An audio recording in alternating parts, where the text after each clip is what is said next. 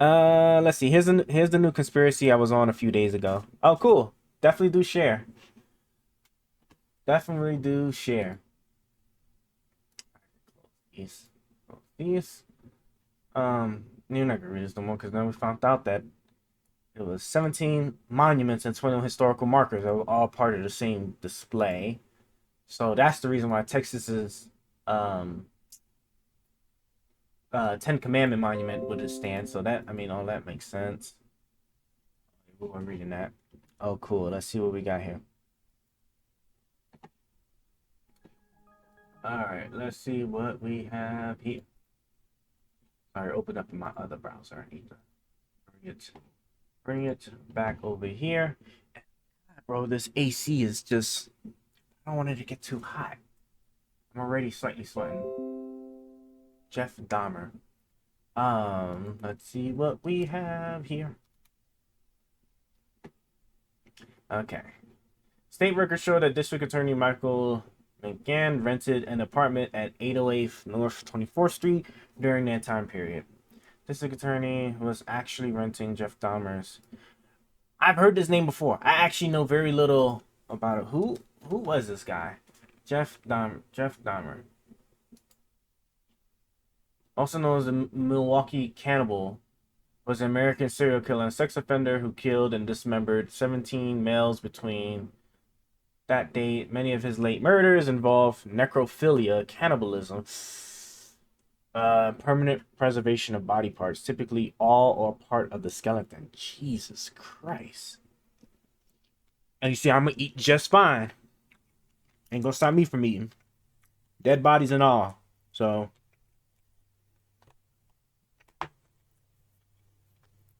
that I remember hearing something about this so long ago, but though he was diagnosed, I believe nothing about this guy. Let's see. Though he was diagnosed with borderline, okay, PBD, and schizophrenia, or some schizo thing, was found to be legally sane at his trial, convicted of 15 of the 16 homicides he had committed, and was sentenced to 15 terms of life imprisonment, sentenced to a 16 life imprisonment for an additional homicide committed in Ohio. My man was really dropping bodies. Good Lord. Dunn was beaten to death by this guy, a fellow inmate in Wisconsin. Okay, well, now we have an idea of who this guy is. So let's see. Oh, it's only a minute long? Oh, cool. We could do some research to see what's going on with this guy. Ooh, that is loud. Stop it.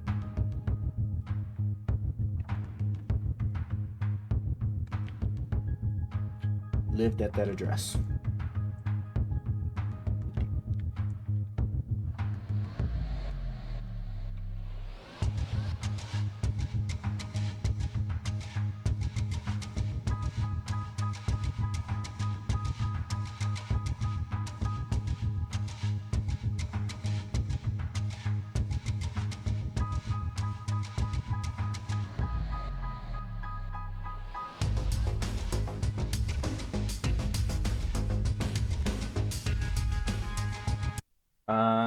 Well,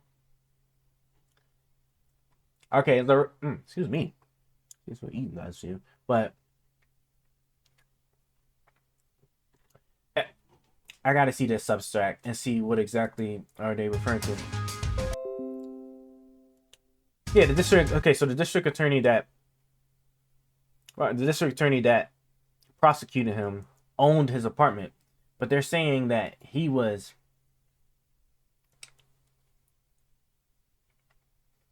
808 North 24th Street, right? Did he own the apartment, or was he or did he actually like have the exact like dwelling? Um, I don't know. The kind of depends. This building is located. Okay, so it's a whole building.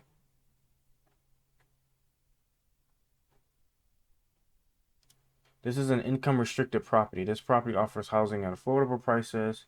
Okay, so it's probably government controlled. You did the spirit of of Dahmer is up in here. But okay, so it's a whole building. So wait, why would they? I mean, I think as a like even as a public officer, I think you're allowed to. I mean, you're allowed to own property. So, but then again, I don't even know. Like, it would have been nice. They could have they could have like linked where they got the information. But where's the Substack? Oh, here we go. Here we go. Let's look and see. I said I need the truth, the whole truth, nothing but the truth. It's not that. Let's not do this. Let me go here. Let's go to the Substack here. All right, let's see the Dahmer case. Substack.com. Oh, then they also have another one. Other new research platforms. Oh wait, did I not? Oh, I must. Oh, I had a space. My bad. Yeah, we're gonna look at both that and Reddit. Look at both that and Reddit. Let me just make sure I typed it right. The Dahmer case dot substack.com. Okay, well, I wonder if it's maybe it's only an HTTP, one of those HTTP websites. Nope, guess not. Okay, let's try the Reddit one. Reddit.com/r/the Dahmer case. Of course. All right, well, it would have been nice to do that, so I guess now we're going to have to actually just research and pull up information ourselves. So first off, if I'm not mistaken, well, what is this? Let's come here, street address. Let's look at like ownership of this building, right? Because I think there is a way to pull up historical ownership of property, right? See who owned property over time. Property owner lookup. Trust the archives, a repository of any state. I don't want that. Well, I'd like to see like what so make your best case for like why you think it's why you think it's fake, and we'll just look at just that. I'm just like I'm genuinely curious, because like there would have been, I mean, there would have been a court documents. There would have been, I mean, it would have been a court case. It could have been it would have been publicized too, right? Wouldn't it have been Jeff Dahmer trial? Like that video of this man getting the business. What would be the best case? Maybe he was a stooge or a puppet or something for something. Do they ever show like the front of this man's face? Please show me the front of this man's face. Oh man, come on, okay, here we go. Oh. They're present in the building, is what you're saying. I understand they are. I have not seen Any them. objection to that, Mr. I join with the request. So ordered. Thank you, Your Honor. Anything further for the court? No, so please the court, thank you. Court's in recess.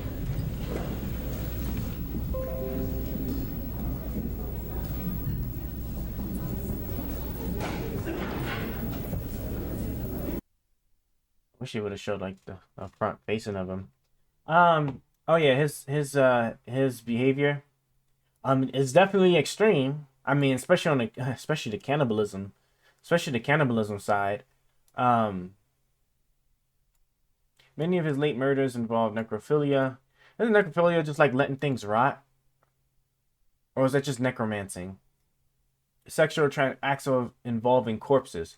He was smashing dead bodies. Oh, my guy was. Oh, he was getting in on those dead bodies. They were all males too. Sheesh. Oh no, bro, that's crazy. Oh no, it was all males, right? 17 killed and dismembered 17 males. It was all males. He was doing necrophilia. Bruh. She. But okay, I ain't gonna lie. Like, yeah, it's a little crazy. It is a little crazy. But all right, I mean, a lot of people do like really crazy stuff. It just I think what probably made this one like so that's what I'm looking for. Maybe so prominent is just because of like how successful he was at doing it. If I'm not mistaken, like this man is so like usually police are really good at usually law enforcement is usually really good at catching people after like at the second or third body, like yeah, at like the second or third body, right? Because they're just sitting in the footage, cameras, all that other stuff, and so like the fact that he was able to, I mean, he was able to drop 17 of them boys. Ooh, man, that is crazy. I would okay. The last thing I just want to look at, I just want to look at the span between like these bodies. Like, how long was he doing it? Yeah, look, see, that's what I'm talking about. See, 1970. Oh, but this was back then. Okay, I'm thinking about it in today's terms. Like maybe back then, like technology and surveillance wasn't as sophisticated because we didn't really our surveillance capabilities didn't really become pristine until like after 2001. Because of the whole stuff there. How does the government make up these stories though? Um, I personally, I don't think it might not be. I don't think it's made up, or at least like it just that's my initial gut reaction. I mean, there's already yeah, the same guy. Like, but like for what purpose? Like I can understand like at least like the Sandy Hook thing had like a little bit more coherent like conspiracy to it as far as to like why the government would try to push that for like some like really stupid attempt to like restrict gun rights. Again, and just so we're clear, right? Like I don't think the Sandy Hook thing was fake, but like if he was to make up a story, like at least that would make sense and like what the end goal out of that is for something like this at that time at that time frame, 1978 to 1991. I can't imagine what the what the purpose would be to like to do what to instill what or promote what, and then this is what this was in Milwaukee, right? So this was in Wisconsin. So the state of Wisconsin. So all this was happening in Wisconsin with one in Ohio.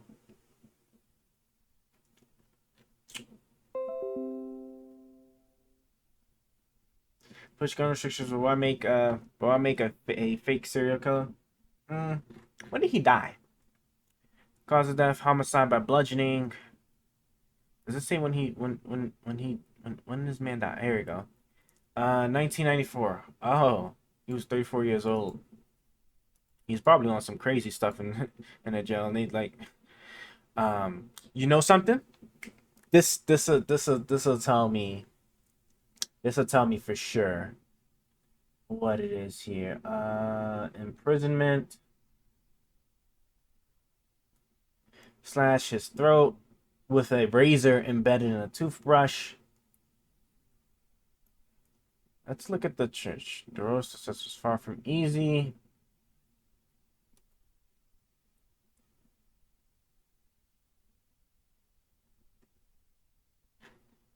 Damn, I get no photos. I just want to know. I want to know, like, for the people, for the one guy that actually killed them, did he have a trial? Let's see. As could be should be retained between his parents as to whether this should be retained for medical research. This organ was initially retained but later cremated. Eel. It was sentenced to two. Okay, so yeah. So, the government just sucks at hiding stuff. Because I don't think the government actually is like I mean they do a pretty good job when they're like when they want to hide stuff like literally like in terms of like what's underneath the Pentagon or Area 51 or all the classified documents surrounding like JFK's assassination or Martin Luther King's assassination. But like this other stuff that happens in states, isn't Wisconsin is Wisconsin a right leaning? Let me see. Wisconsin. I don't even know if I'm even pronouncing that right. Party league. Party. I'm just have to pull up. Okay, here we go. That's Washington. I mean, he did also in Ohio too. I know Ohio was definitely red, but this is Wyoming. Is Wisconsin over here, right next to Virginia? I'm like drawing a blank on my geography. My geography sucks. Let me just pull up the map real quick. But if he also did it in Ohio, it had to have been really close to it. Yeah, see, that's what I thought. Wait, so what was I looking at? What was I looking at over here? That was a W. Wisconsin's over here. What the hell state is? I would have thought that would have. Oh no, because I said that was wrong. Okay, no, I was definitely wrong. This is Wisconsin. This is was in the storm drain, but I could be wrong. in a storm drain? Isn't that aren't isn't that in the road? Like how the hell do you get a clean shot from a storm drain? But before I forget, oh no, Wisconsin is allegedly competitive, at least in 2016. Interesting. I was just kind of curious. Oh, wait, are we talking about like these storm drains? Or are we talking about are we talking about like these ones here, where like in the ground, where you could pop up real quick, catch if he's far off enough and there's no other cars that's about to hit you from behind. Pause, or and you could get a clean shot at the head, I guess maybe, and then you just slip right in, but. In the 70s are biggest. Yeah, it's got to be like these ones then, right? No, or maybe these. Oh, maybe it's these ones. I think. Oh, my chat. Ooh, my chat. Yeah, I do remember seeing these from time to time. Oh yeah, and then you still, and I mean, you still got these, like these ones you could definitely fit a body into. Yeah, but then how the hell are you? Well, I mean, I guess if it's like a legitly like nicely connected sewage system, I guess you could then make your escape. But damn, man. Well, it goes to show you why security and surveillance has become like so important since then. And then after 9/11, like this shit just took off.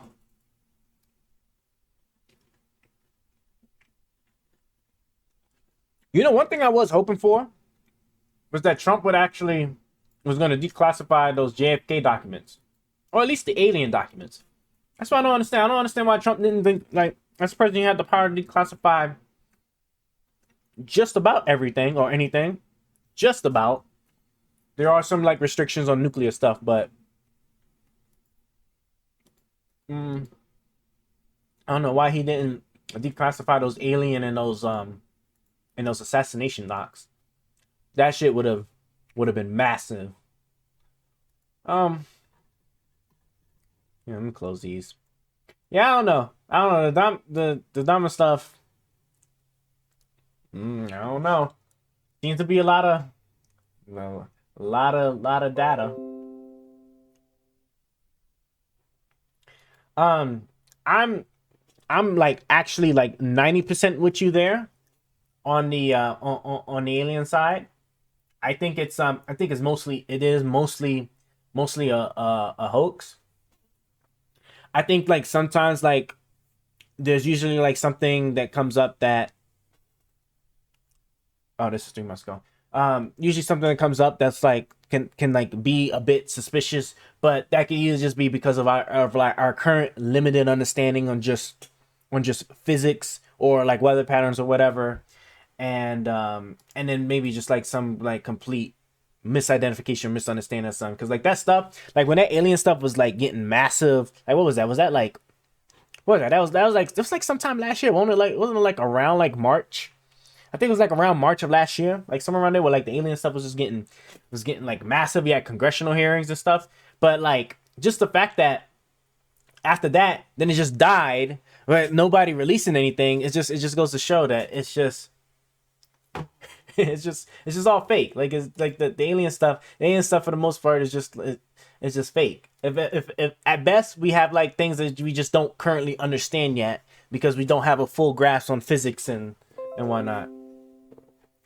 Well, what would you say they make the what did you say they make the bones out of? That for dinosaurs.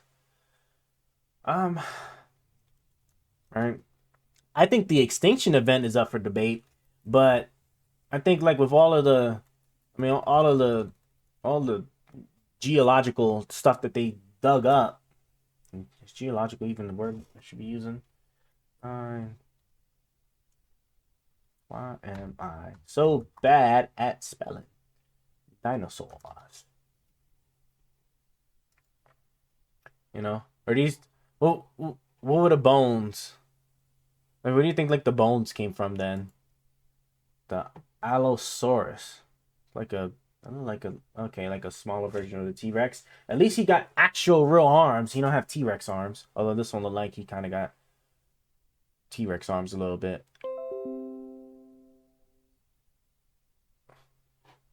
Why didn't the Greeks and Romans find dinosaurs? Did the Greeks and Romans have like real deal excavation material? Like, how far down were dinosaur bones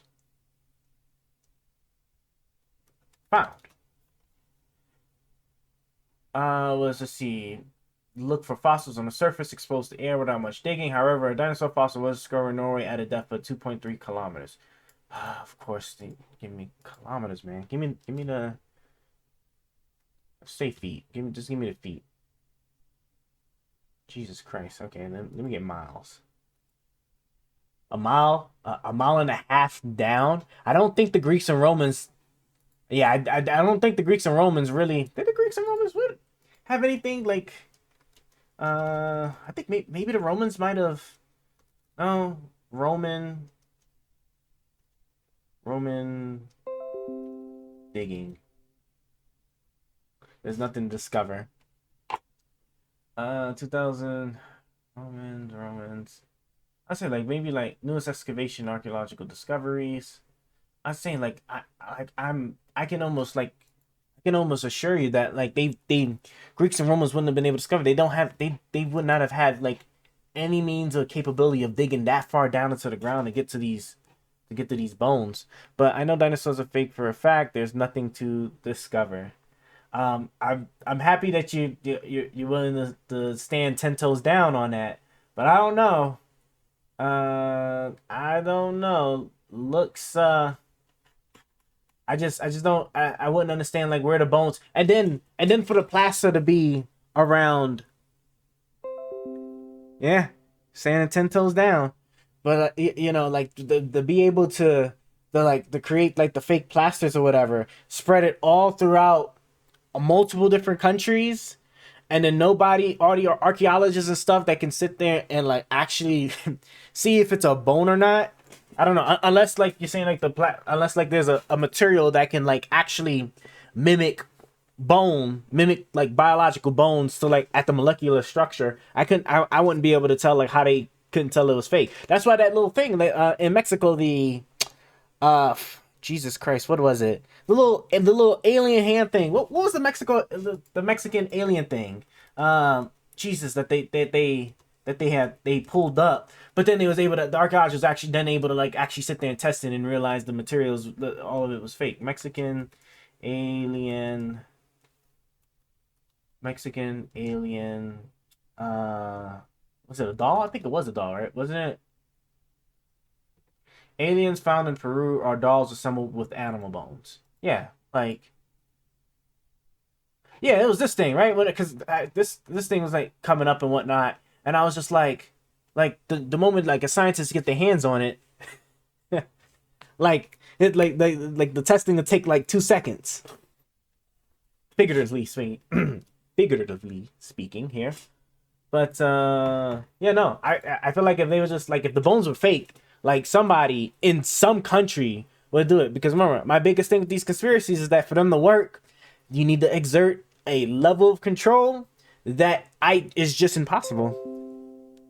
You could, you probably could. There's some like really good conspiracies that There's some really conspiracies that I could think of.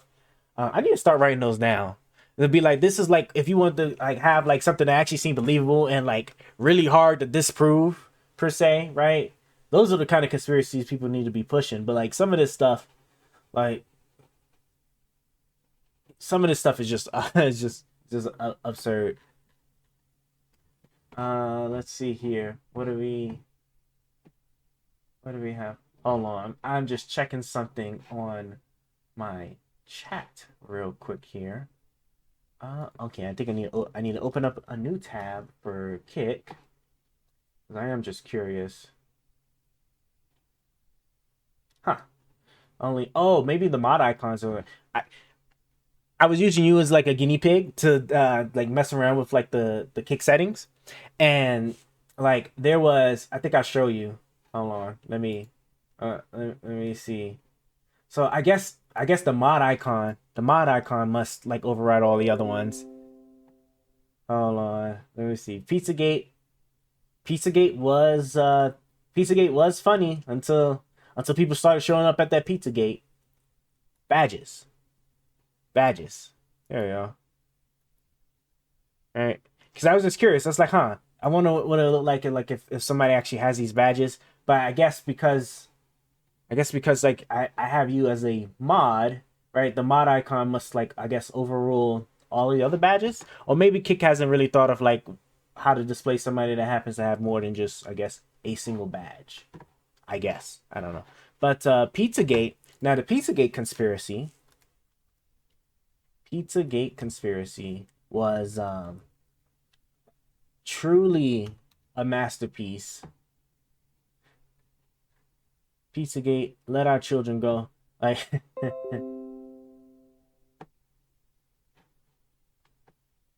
all right. Well, yeah. Let's see. Yeah, I don't know. Like, because I have I said you I would have thought you would have showed you like all the different icons, but I guess not. But I said I'm new to like this, like, because I know Kick is like slowly, very slowly moving out or just like rolling like little features at a time. But whoa, why is my color like this? Oh, is it because I just had it on my HDR screen? Because it looks normal. It looks normal on my laptop. No, that looks incredibly washed. Is it? Do I need to come over here? No, it looks normal. Damn, I don't know why. Oh yeah, there we go. Now it's back to no. It's back to looking crazy on my HDR screen. Huh? I wonder what's like that. As long as it looks normal for you guys, I guess it's. I guess it'd be fine. But let's see. Pizzagate was cool.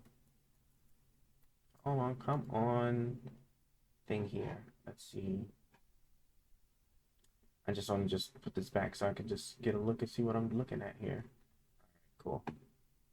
Oh yeah, see then it looks totally normal. I don't know why Kick on my, that must be a Kick thing. Kick must just be improperly configured. But anyway, getting back to it. Oh yeah, but then I gotta actually pull it back. I can't use my reach. Jesus Christ, see? I'm just all over the place. My apologies. All right, but Pizzagate, I am curious on it. Oh yeah, there you go. See, now you got oh yeah. So I guess you was right. Yeah, you definitely did have to. So you gotta. Yeah, look at that, man. Those do look nice, huh? I would have thought they did. Oh, I guess so. The mod thing must just be automatic, but I guess all the other badges, I guess you just gotta show. That is cool. I don't know why my system also is not trying to like let me. Hopefully Kick could get their stuff right. But Pizzagate was interesting. Oh yeah, because Pizzagate was like around Hillary Clinton time. My God, bro, we're talking about almost 10 years. Has time really flown by like that much?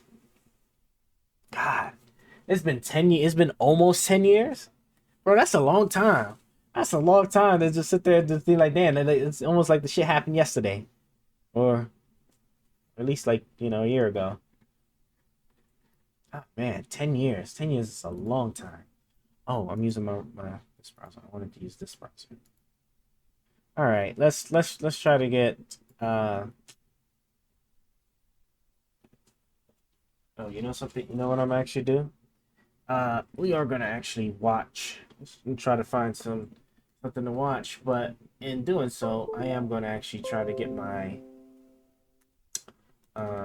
phone up real quick here. Oh, I need to unplug it.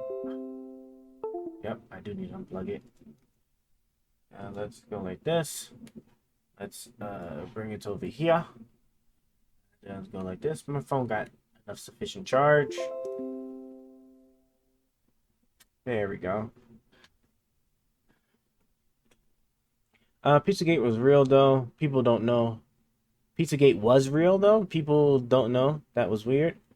What? Pizzagate. What did they find these? Oh, wait, my phone disconnected. Ah, I was so close. Let me just move it up here. Oh, why the application like die on me? Jesus Christ! Now I gotta actually close it in. Like that. Go like that. Right, and then it should. Something happened. Maybe I'm crazy. What the hell happened? Uh-oh. I think my it might like that. Go like that. There we go. Right. Okay, yeah. I don't know. My foot must have like just like yanked on the cord a little bit or something. For a second I thought my wire just like fried on me in real time. Like that would have been wild. But the video I saw that convinced me is old. I mean, the conspiracy was like 10 years ago. I'm just eat a little bit more of this, and then we're just gonna go ahead and pack this up. The video, ain't no telling like what. Oh my God, and the quality of conspiracies now is like bad. I can't imagine like what 10 years ago, or almost 10 years ago, would have been. Okay, so I want to do. No, I think I want to actually do other- like that.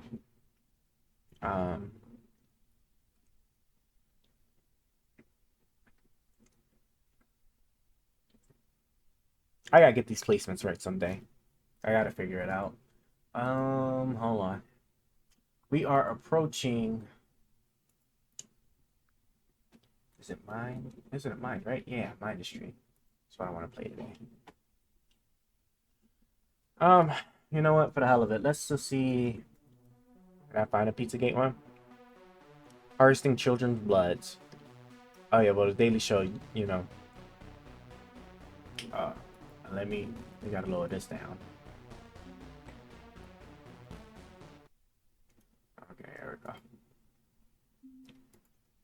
go. Proof of Pizzagate conspiracy. There we go. Damn. Why is that one? Sure, go ahead. We'll look at this one. Why the hell they start the video like this? A 2016 conspiracy theory about an alleged child sex trafficking Why? ring run by the global elite at a Washington pizza parlor has recently resurfaced on TikTok and other social media platforms. But this time, there's a twist, and it involves your favorite celebrities. The viral Facebook post originated sometime in 2016 and spread across the various right-wing channels of the internet. The theory alleges that a group of children were being held captive in the basement of a pizza parlor called Comet Ping Pong in Washington, D.C. It later became known as Pizzagate, and the origins of this particular theory will leave you baffled. At the helm of this so-called ring was none other than the then presidential candidate Hillary Clinton.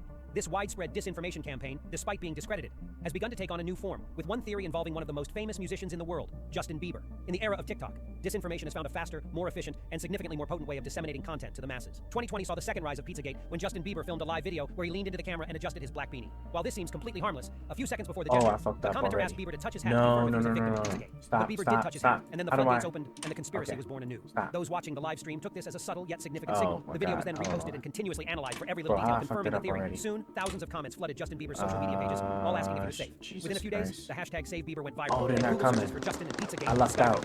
4 years prior, the world witnessed the bizarre I accusations actually against left Hillary out. Clinton and the Democratic elite. The theory flourished on social media and even led to a dangerous incident, showing the shocking That is way consequences that too loud. disinformation can lead to. In December 2016, after reading about Pizzagate, a gunman, hell-bent on serving his own form of justice, showed up at the Comet Ping Pong pizza parlor with his assault rifle. Then, believing children were being held captive, he fired through the locked door of a closet. One of the reasons why the Pizzagate theory spread so quickly was due to the buzz ahead of the presidential election. Anything that would discredit the Democrats and swing the vote in favor of the right.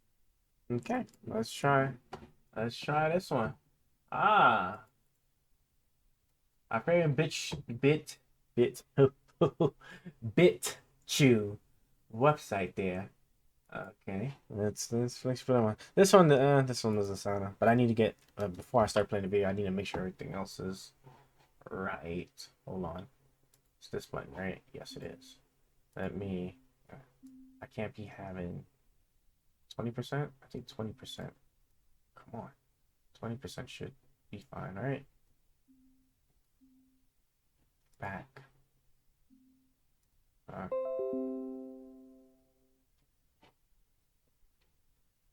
I can't imagine. I can't imagine just how much revenue they're pulling in, um, from advertisements. That's the hard thing, like, cause this stuff costs money and it costs quite a bit of money, but that's the beauty of capitalism. Why am I drawing a blank? Oh yeah, no, it is this, right? Copper wall, large copper wall. Yes. Hold on. See, I gotta fix what I jacked up real quick. How did you? Hold on.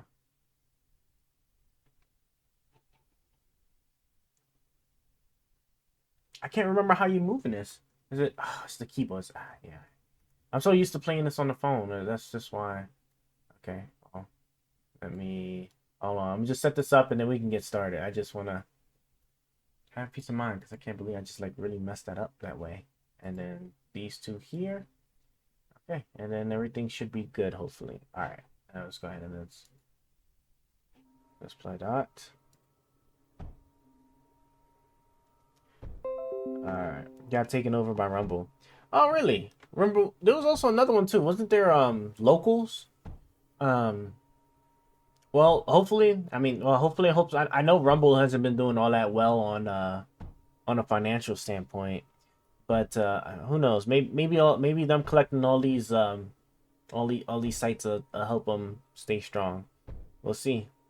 Although that lawsuit with Google ain't looking too One good simple for and them. brilliant trick to cool your home in minutes. Tired of hot and stuffy rooms during summer? Did it Then former crash? NASA engineer from Houston. Oh, it just crashed on discovered me? $1 billion. How to escape the heat if you don't have an air conditioner. This only takes 5 minutes.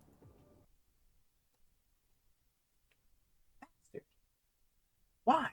See, it's because my phone's also getting old, man. Damn. I can't wait till like when I make better life decisions so I can finally get me a phone that I really want.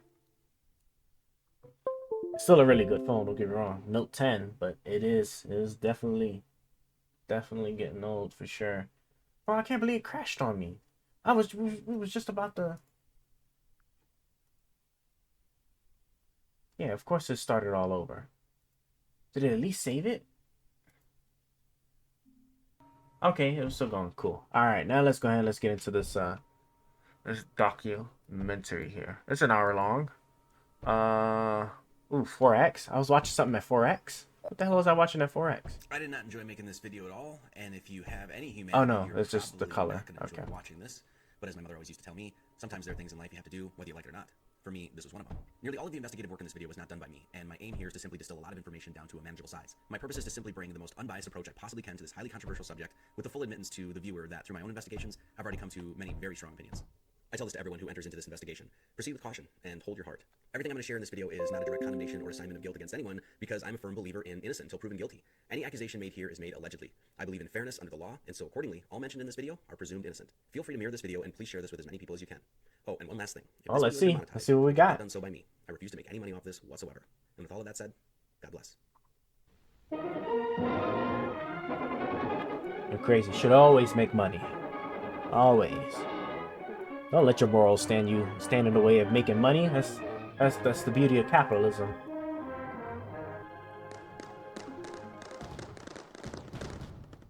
This is James Alefantis.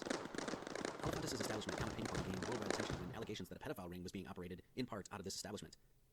This investigation is now known as Pizzagate and is one of the first ever worldwide citizen investigations. James Alefantis is an entrepreneur and avid art collector and owns a few shops and restaurants in the Washington, D.C. area. Not only is he the proprietor of Comet Pizzeria and Ping Pong, Buck's Fishing and Camping, as well as several other establishments, but according to GQ magazine, James is the 49th most influential person in Washington, D.C. Comet Pizza has hosted many Democratic fundraisers and events, with one of those Democrats being Hillary Clinton herself.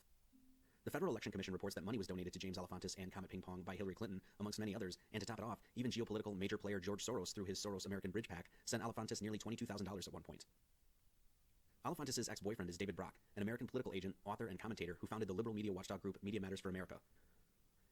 In late 2013, Brock founded Correct the Record, which was described by the New York Times as Hillary Clinton's own personal media watchdog. In short, both Brock and Alefantis were heavily involved in the Hillary Clinton campaign and have been major players working in the background of the Democratic Party for a very long time.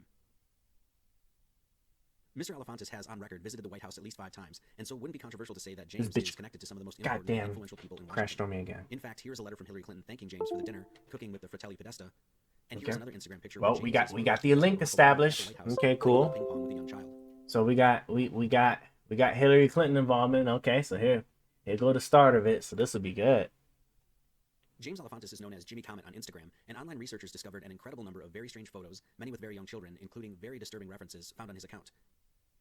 James's account has since been switched to private, but his posts were collected prior to him doing so. Many of the comments and hashtags made on the images of his Instagram account, and many other accounts linked to Mr. Alefantis and Comet Pizza, included code words well known and established by the Federal Bureau of Investigation to be codes used by those engaged in acts of pedophilia. For instance, cheese equals little girl, pizza equals girl, hot dog equals boy. You get the point. We're going to go over several of the pictures in question, as it is necessary to give context to the accusations made in this case. Out of respect, decency, and to protect the innocent, the children's eyes have been covered. So the first one we have here is an unnamed baby being fed pizza. The comments say hashtag first pizza, and another that says new Comet ad, as in a new ad for Comet Pizzeria. Here's another one, a picture of a German baby doll for sale, and the comments say way overpriced. Now, nothing too damning here. Maybe James is a doll collector. Let's move on. Here we find another unnamed baby with the most alarming hashtag of hotard, which is a slang for a hoe or whore and a retard, or someone that is mentally handicapped. Very strange to write such a thing on a picture of a baby. Here we have another unnamed baby drinking some milk, and notice the hashtag Karis James. We're going to be seeing a lot more of that as we move on. Here we have another hashtag of Karis James in reference to an entirely different child, and apparently Karis James loves to spend euros. It's just very odd seeing a child posing with money like this. Here's another. Yeah, no, like it's that. I'm liking it so far, just because like it hasn't been anything like outrageously claimed yet. So I'm waiting for to see what the link is between like what these comments are. My pronunciation is trash. With the hashtag Karis James yet again, and I must mention, the eyes of this girl in the picture are saggy, and she looks really tired. Not sure who this child is, and why she is in this basket, and why she is being displayed on James's Instagram account. And yet another unnamed or unidentified girl with the hashtag I love chocolate cake. This next image shows a young girl in a beauty pageant, and she is highlighted saying, I just want my pizza, which when knowing the FBI codes means young girl, which is pretty disturbing. Now, 1 or 2 pictures of a few girls on an Instagram account isn't really a big deal, but when you get so many like this, it really starts to raise questions.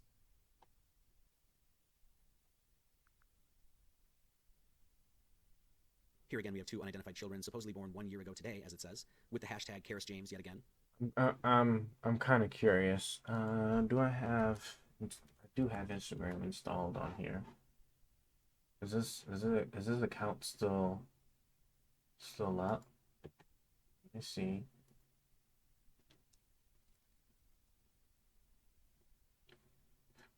Hold on, I'm just searching. Right. Yeah, it's just Jimmy Comet, right? Oh, just 1 M, not 2. There we go. Come on. It is private. Follow to see. Nah. Okay. Well, that's not something. I rather not even. Not. I rather not even like involve myself like that. Who are these children? Why I was gonna follow, but then it probably needs to be approved. So it probably won't even be like a today thing. Karis James yet again. Who are these children? Why are the parents not tagged? Why are the names of the children not given? These are all pretty pertinent questions. One of the most disturbing images is the one where this young girl here is taped down to the table while the commenter says, new seating area for your guests, hilaire or hilarious, and Kate Damon there tags Karis James yet again. Here's Jimmy Comet showing off a pile of pills and bills, and notice in the comments here it says ping pong in London. This next post shows James in an article expressing his love for playing ping pong in Germany, as well as in London, at a place called Dr. Pong's, something we'll revisit later. Here's Jimmy Comet displaying 3 masked children, which was also linked to another very creepy account called Okay. Mr. Solier. Okay. I'm not sure who these children are, how old I get it. So far he's just been doing a lot of like creepy and sus stuff. But what what this is a reference to, if this is an art piece. Do the children know this is Where's an the art rest of the stuff? Okay, you really established like in One like of the most controversial images is the one where a man here is holding a very young child with what has been identified as a sex bracelet around the man and child's necks.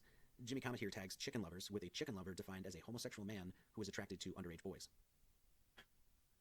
Yet another hashtag Karis James my and gosh. strange and downright disturbing comments such as what in the butt. In this next image here, we have a large refrigerated room, and the comments here are just flat out creepy. Just rinse it off when you're done, says one. Just a pile of money under a sheet, says another. Hashtag murder and hashtag kill room are all very alarming. What are these people referring to? Where is this room? Do these people visit it? And if so, what do they do there? The commenter working on my night cheese has the most interesting name for an Instagram account when taking into consideration what cheese means according to the FBI. Working on my night cheese also has a kill room at his artist studio, the Pajama Factory. And also Okay, has yeah, friends see, who there we may go. be familiar with the hashtag Dude. kill room. so. There was another location called Pegasus. See, I got distracted here. Come on, can I copy? Guess I'll do that. I'm just curious. So not the pizza place, right? Because I'd have to imagine like a place with like lots of traffic. Pegasus. I don't even know what the hell I even like. I don't even know what that even what kind of keyword would I even search for? Would I just say Pizzagate? Would it know? Would Google know what I'm talking about? That's what I thought. I don't even. I can't think of the key. What the hell keyword would I? Pizzagate kill room found. Pegasus Museum.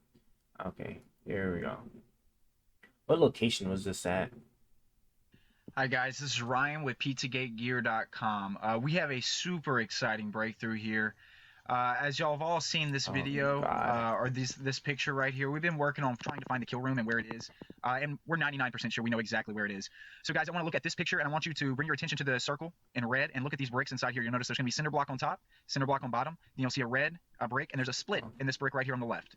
Now we're going to go to the next photo.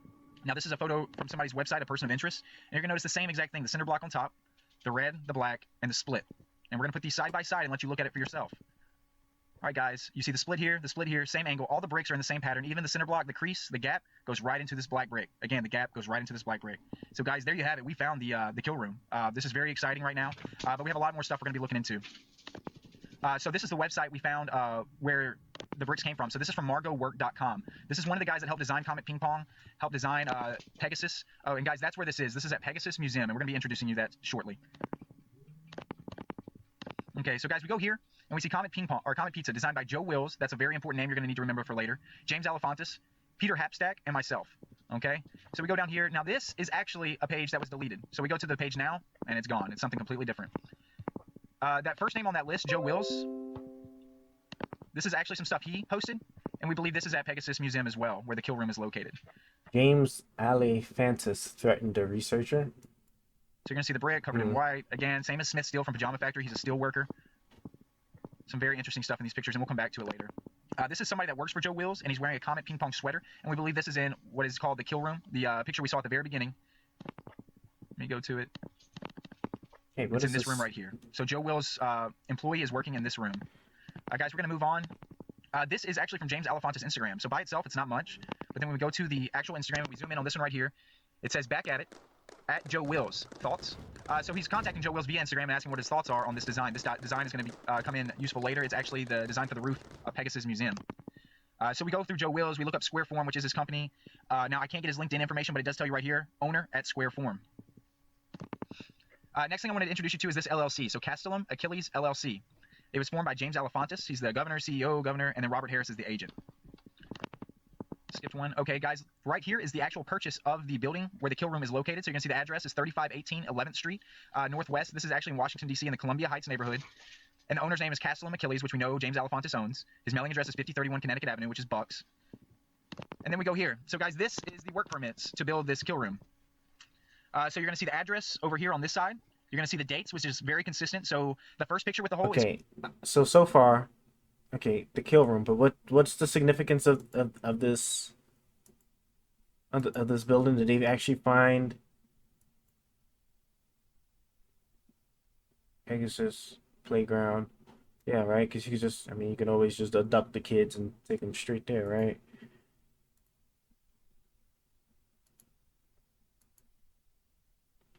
Like I thought he was about to show me like with the whole like these holes in the ground. I thought they was about to be like, okay, here's like the secret hatch or whatever with all kinds of like ish underneath it. Let's see, relative heights of door and bricked over. Oh my gosh, my thing is going. Are we still good here? No, we still look good here. Okay, 6 more waves to go. Let me see. So over the dock, Jimmy comment photo of interior match door and brick, blah blah blah, shadowed area and arch. Okay, maybe we got to come back to this after we finish this video because I don't understand like the significance of the kill room. Let me just go back In this here and next image see. here, we have a large refrigerated room, and the comments here are just flat out creepy. Just rinse it off when you're done, says one. Just a pile of So money I under see it sheets, says says kill another. room, but Hashtag murder and that hashtag doesn't kill look room like. are I mean, something we'll revisit later. go forward a little bit. No, this is a controversial image identified as a Come on. disturbing comment. A large refrigerated room. Yeah, like right here. Like this is clearly like a I don't want to say small per se because you know images can be a bit misleading, but I mean this is all steel here, so I mean like unless they like tore it all apart. But yeah, we probably gotta just watch. I still don't know. I just know Pegasus is shady. It might not hold up in court. Well, we'll see. I gotta figure out like where does where does this alleged kill roll thing like falls into this Pizzagate Comments here are just flat out scandal. just rinse it off when you're done, says one. Just a pile of money under a sheet, says another. Hashtag murder and hashtag kill room are all very alarming. What are these people referring to? Yeah, so What is just this room? that's you know one of the things about the internet for all the good that it does, it allows very creepy like crazy people to be able to connect with each other a lot. If all of this is like legit. Oh shit, they broke one of my security blocks. I need to fix that. Do these people visit it? And if so, what do they do there?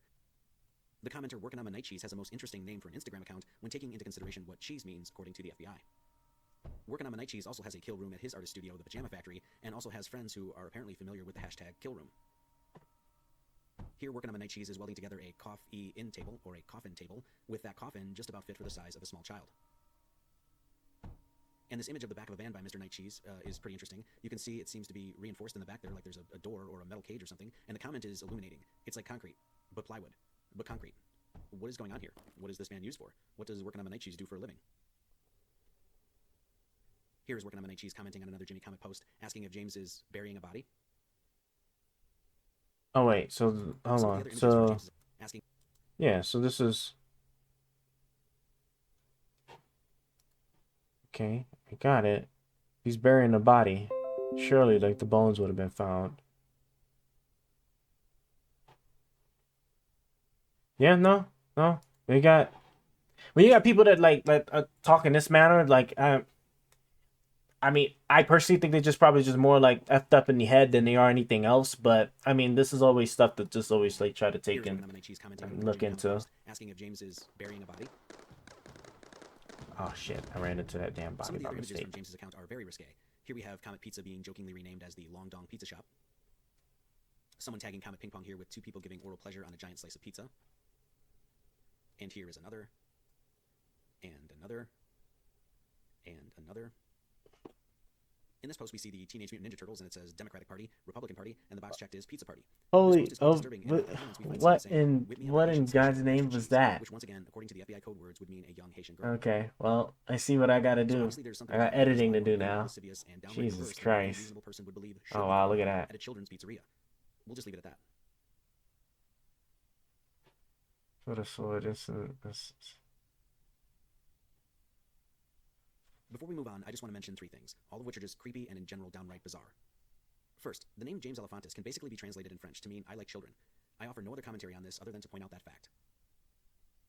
Second, and please note that this is pure. This is a really good documentary so far. It's like nothing but just actual, just like just the showing of the actual things in black and white, right? Assuming nothing is docketed or anything, like everything's being true at face value. All of it looks really good, actually. Teachers had mentioned that since the hashtag #CarisJames did not seem to be addressing any specific person, Caris might possibly be a reference to the drug carisoprodol, which is a muscle relaxer that might be used on alleged victims. And lastly, and this is something that is not speculative at all, the profile picture of James Elefantis, or Jimmy Comet, is the Greek god Antinous, who apparently was deified as a living god, and it just so happens that Antinous was sexually attracted to young boys. We'll get back to Jimmy Comet's Instagram in just a bit. This is John Podesta. John Podesta was the chairman of the 2016 Hillary Clinton presidential campaign and has previously served as chief of staff to President Bill Clinton and counselor to President Barack Obama.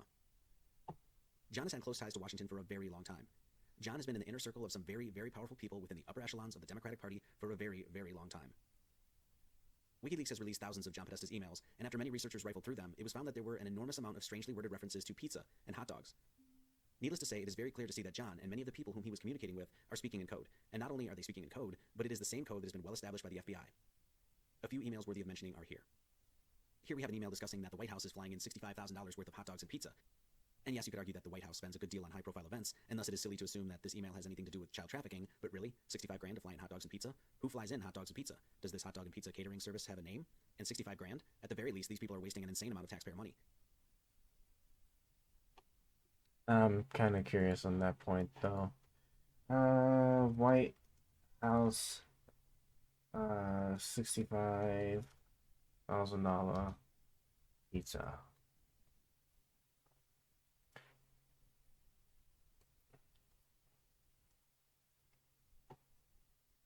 The person to talk with staff while ordering pizza.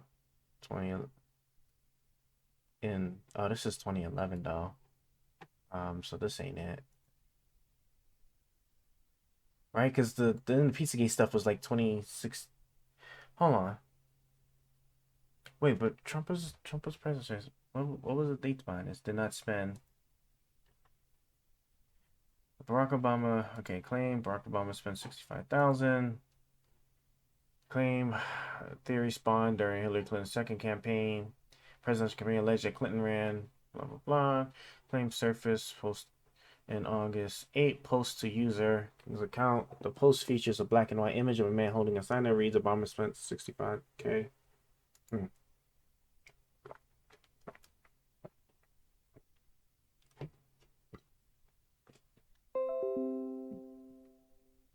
Yeah, I was saying it's pre-Trump. Which is just, which to me is like kind of odd because like, I think like all of the Hillary Clinton stuff didn't really kick off until like about a year out from the actual election. So I'm just, oh yeah, we can close this.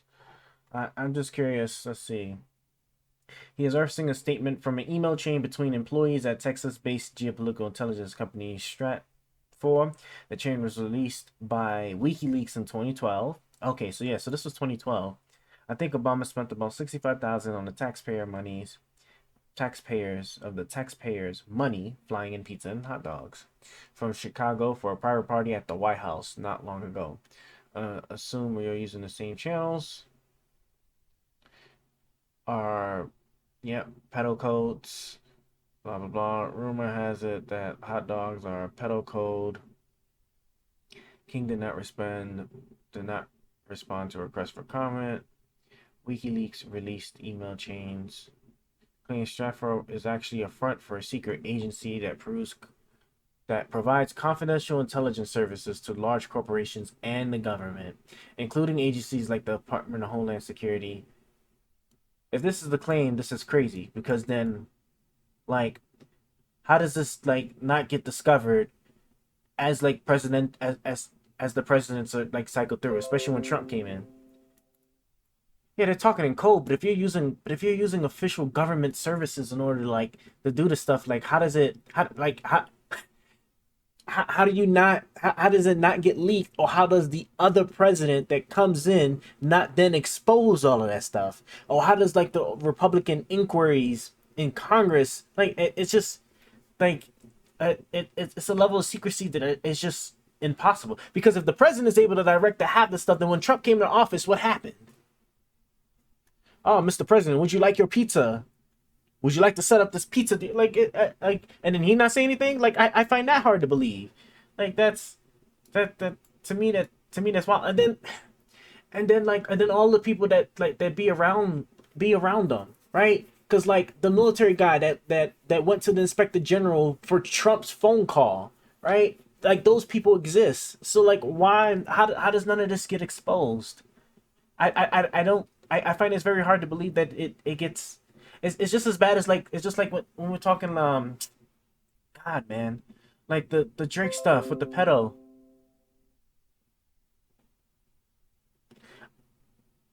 I don't know. Trump literally, was doing.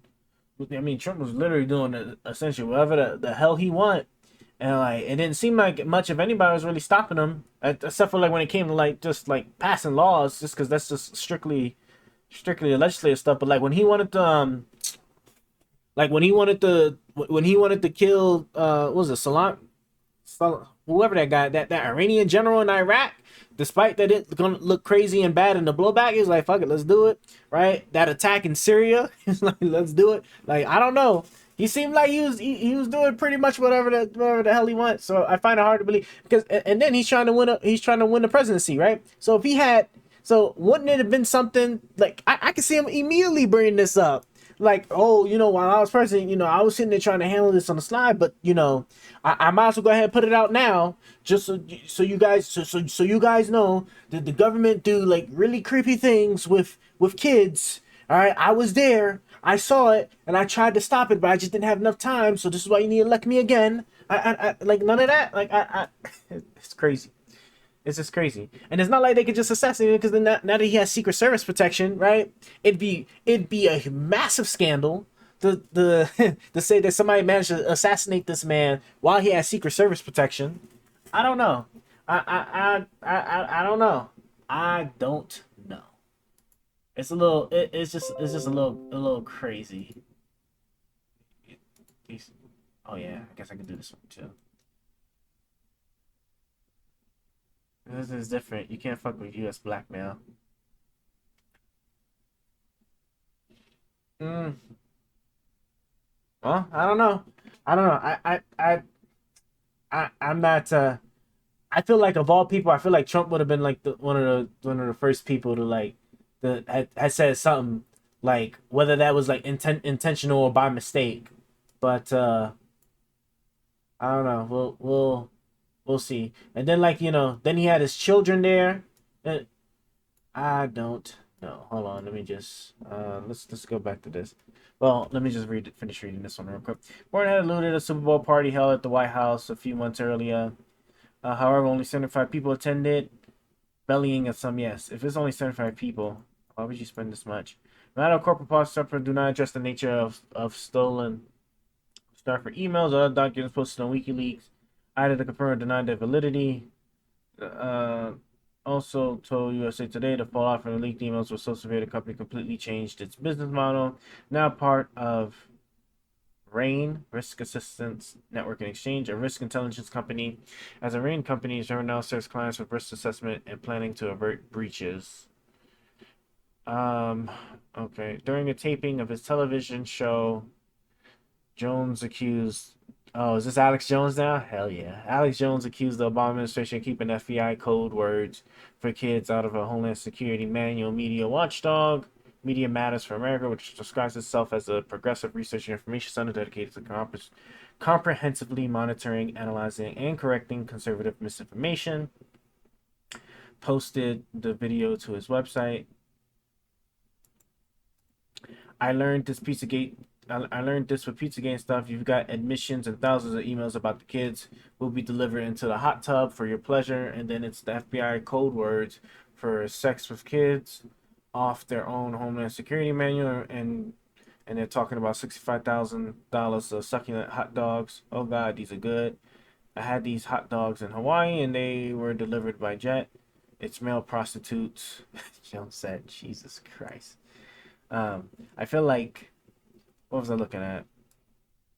Yeah. I don't know. InfoWars, Jamie White mentioned the Stratford email chain in an article responding to criticism made at President Donald Trump after he served fast food to college football players during reception. The corporate media completely ignored WikiLeaks bombshell global intelligence files released exposing government waste and corruption, but they have time to fact check every aspect of Trump's fast food feast, including the true height of the pile of burgers. Oh, is this all Wendy's? No, is it? I mean, this is Wendy's, but I thought he had like Burger King. This says quarter pounder. Was he just picking up from? Was he just picking up from like a bunch? I thought it was like one specific restaurant yet. Did he just like go to like a bunch of different ones for it? That's interesting. Trump hosted the blah blah blah burgers from Wendy's, McDonald's, Burger King. Okay, yeah, and other fast food were served. White House Press Secretary Sarah Sanders, oh yeah, I remember her, said Trump paid for the simple fare himself to cater the event because the partial government shutdown had put resident staff on furlough. Okay.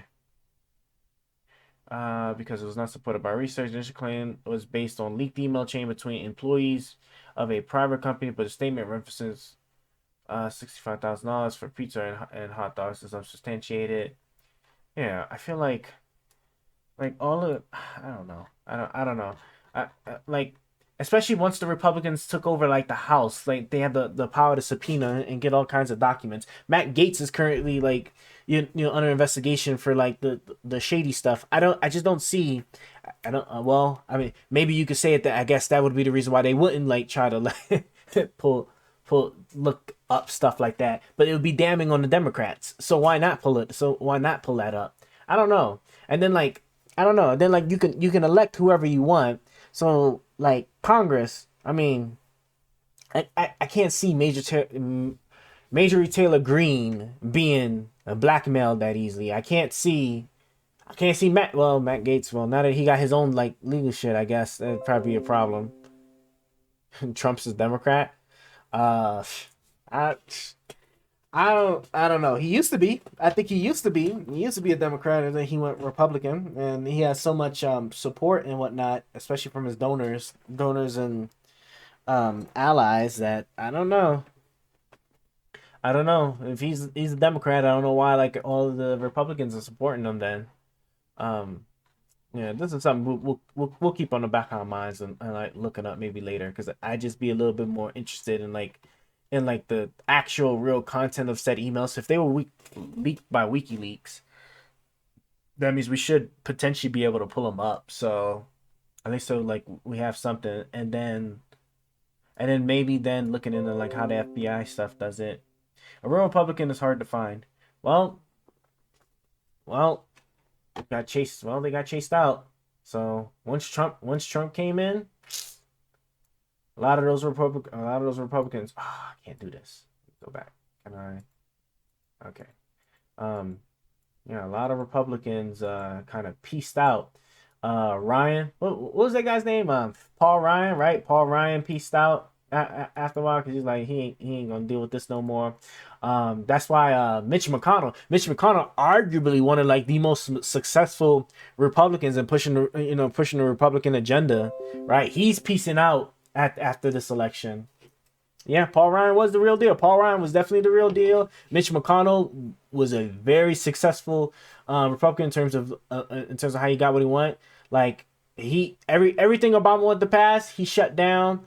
And then once Trump came in, they were able to get what's it called, man? They were able to get 3 Supreme Court justices elected or pushed through.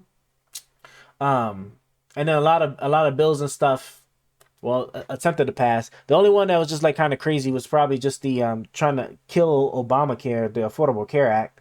That one was like wild to me. Like John McCain. John McCain was also another real Republican, and he was able to keep that he was able to keep them from like destroying the Affordable Care Act, which was which was amazing, honestly, because I knew some people, man, that like once Trump had removed one of those pillars to the Affordable Care Act, then like that's when the premiums started going kind of crazy. And there was this one family, man, that had what's it called? They had a tax bill. Total trader. From what? What was his traitorous moment? I'm curious. Was it what I was just talking about like with the Affordable Care Act, or was it something else? Being a what Trump say? Because he likes his war heroes that weren't captured, prisoners of war.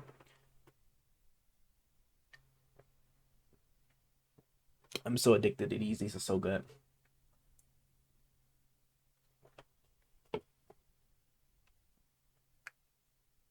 Um,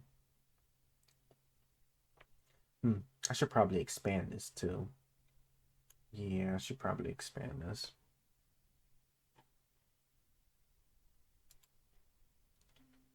Let me move you down.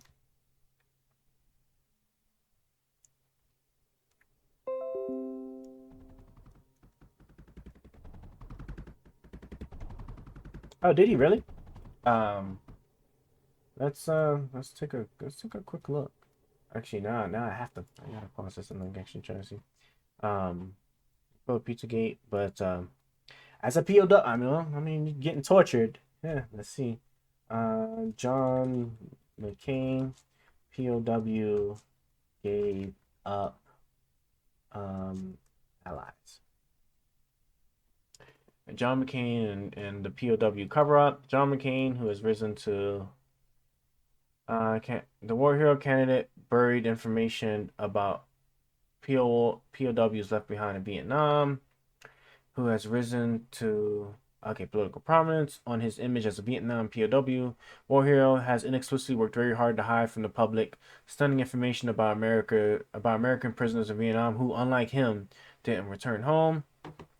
Through his Senate career, McCain has quietly sponsored and pushed into federal law a set of prohibitions that keep the most revealing information about these men buried as classified documents. Thus, the war hero who would logically imagine as a determined crusader for the interests of prisoners of war and their families became instead the strange champion of hiding the evidence and closing the books. But what exactly was he hiding? Almost as striking is the manner in which the mainstream press has shied from reporting the prisoner of war story and McCain's role in it, even as the Republican Party, blah, blah, blah. To sum up, the secrets of McCain has sought to hide is not small. There exists a telling mass of official documents, radio intercepts, witness depositions, satellite photos of rescue symbols that pilots were trained to use, electronic messages from the ground containing the individual code numbers given to airmen. I have no right to judge him, but he did stab his eyes in the back. Yeah, I'd be interested in finding that out. If he did, it's shitty, and it would really suck. But oh, I really did the last one. Damn. I mean, and that's just and really that's just I mean, they don't put everybody through their training, but this is why they do have they have a specific training for interrogation for if you was to be captured, to try and harden you as much as possible, because everybody at the end of the day is human beings, and if you're not tough enough, right, they just need to find the right amount of pressure to put on you physically, and you might crack. You may very well crack. That's why I'm honestly a bit in between about interrogation methods when it comes to whether those would be kind of war crimes, because I mean those technically would be in violation of Geneva Convention, but they are a very, very, very effective way of getting information off of people. So let's see. The Pentagon has been withholding significant information from POW families for years. What's more, the Pentagon's that's what I'm saying. Trump didn't like this guy. So after he did what he did, Trump could have been let's declassify these POW documents and make this man look crazy. That's yeah. It's just something interrogation is just not. It's just I mean, people really don't know how you hold up until you get tried, and I don't know, if you're not about that life, you just want to hope you never get you never get captured. That's why to me it's just kind of crazy when people be doing going to those other countries, they be doing crazy stuff, like that one dude that went into North Korea. He was an American, and then I think he got I guess he got accused of stealing something or whatever. What did you think was going to happen? The girl, the basketball girl that went to Russia and then had weed on her, so then she got incarcerated over there. I don't know what people expect when you go in these places. Once those doors shut, boy, you don't know what's going to happen to you. And in fact, the North Korea guy, he slipped into a coma. He came back in the U.S. and then he died shortly after. It's just, oof. Let's see. Let me see. Including events that McCain and his government allies suppressed or sought to discredit is a transcript of a senior North Vietnamese general's briefing of such and such discovered in Soviet archives by an American scholar in '93. The briefing took place only 4 months. The general Vaughn told this thing members that the Hanoi was holding 1,200 American prisoners, but would keep many of them at war's end as leverage to ensure getting war reparations from Washington. Through the Paris negotiations, the North Vietnamese tied the prisoner issue tightly to the issue of reparations. They were adamant in refusing to deal with them separately. Finally, in this date, former letter to Hanoi's primer, Nixon pledged $3.25 billion in post-war reconstruction aid without any political conditions. What the hell? Wow, they're tying it directly to.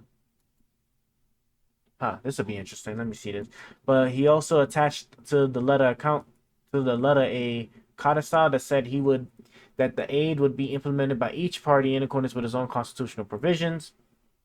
That meant Congress would have to approve the appropriation, and Nixon and Kissinger knew well that Congress was in no mood to do so. The North Vietnamese, whether or not they immediately understood the double talk in the letter, remained skeptical about the reparations being promised being honored, and it was never, and it never was. Hanoi thus appears to have held back prisoners just as it had done when the French was defeated and withdrew their forces Vietnam. In that case, France paid ransoms for prisoners and brought them home.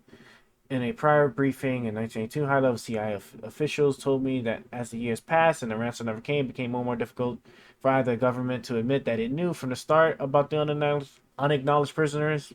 Those prisoners had not only become useless as bargaining chips, but also posed a risk to Hanoi's desire to be accepted into the international community. CIA officials said their intelligence indicated strongly that the remaining men, those who had not died from illness or hard labor or torture, were eventually executed. Sheesh. My own research detailed. Okay, McCain's role. Let's go to McCain's part in this. Okay, involved in 1990 legislation that started in the House. A brief and simple document that was called the Truth Bill would have compelled complete transparency about prisoners and mints and men.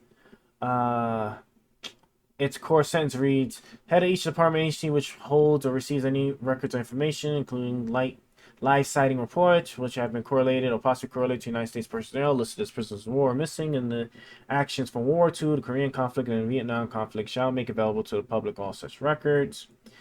Bitterly opposed by the Pentagon and thus McCain, the bill went nowhere. Reintroduced the following year, it again disappeared, but a few months later, a new measure known as the McCain bill suddenly appeared by creating a bureaucratic maze from which only a fraction of the documents could emerge. Only records that revealed no POW secrets. It turned the Truth Bill on its head. Let's see one example at the left when the Pentagon cited McCain's bill and rejected the FOIA request. The McCain bill became law in 91 and remains so today. So crushing to transparency are its provisions that it actually spells out for the Pentagon and other agencies. Several rationales, scenarios, and justifications for not releasing any information at all, even about prisoners discovered alive in captivity. Later that year, a Senate committee was created where Kerry and McCain ultimately worked together to bury evidence. McCain was also instrumental. Okay, so he's just hiding a bunch of stuff. I'm looking for the. Okay, so there's a huge cover up potentially of like American POWs in Vietnam, right? I think it was Vietnam. But McCain was severely beaten. Okay, maybe this one might give me what I'm looking for to see about him turning on or him like leaking information. To your question, was investigated by Rolling Stone magazine at Fort McNair, an army base located in post-war Potomac River. Excuse me. I could probably do work for the feds, but they are against the Constitution. Oh no. We'll see. Would it be the feds or would it be the people that run the feds? So, i.e., the people that get to be elected. Because if you think about this, right? So, if McCain was never elected, who would have been pushing to keep all that information from coming out? You know, because I'm sure he wasn't the sole only POW that came out or survived. So I don't know.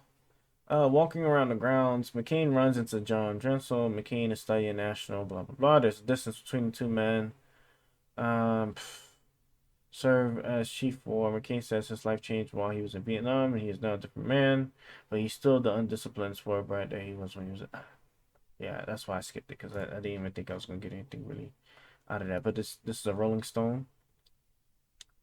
To does a profile of then presidential nominee John McCain offers a revealing portrait of the man who took on Obama. I want him telling the story is not what I want. Conduct as a prisoner of war in Vietnam was heroic, but the cause he sacrificed for was indefensible. Here we go. Oh, the cause he sacrificed for. So like, this is probably just going to complain about the Vietnam War itself. Our country dropped more bombs on South Asia than all sides let loose in World War II. Doused more than 3,000 regions, which one of the deadliest substances in humankind. Yeah, so this is, I don't even have to keep reading. This is just going to just talk about like how bad the Vietnam War itself was. Nature of the conflict. He merely trusted civilian leadership. That did.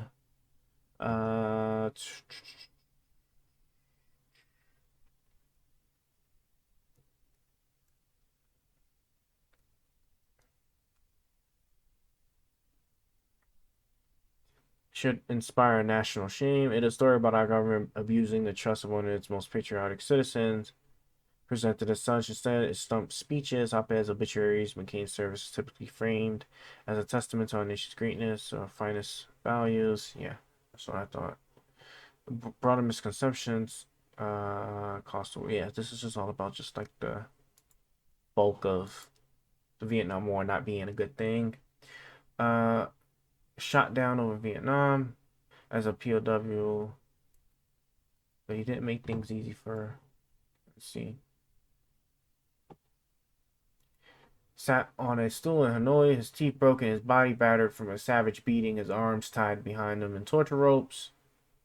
Every 2 hours on guard was Stan McCain while two others beat him. They kept it up for 4 days. At plantation, bloody mess, unable to move, his right leg injured when he was shot down, was horribly swollen.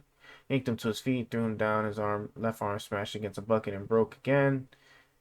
How do you break an arm again? Like in a short, like 4 day. I reached my lowest point of my 5 years in North Vietnam. I was at the point of suicide. What happened next? Nearly a year after he was captured, is chronicled in the Nightingale song. Looked at the blah blah blah. He took off his blue control, rolled it or rope over near his neck. Okay, so he's about to drop himself. Okay, a guard burst into the cell and pulled McCain away from the window. For the next few days, he was on suicide watch. Will have broken under the beatings. Okay, so this is probably going to dress us up by not talking about any alleged information he may have gave up. You wouldn't happen to like know where specifically you heard about him giving up people.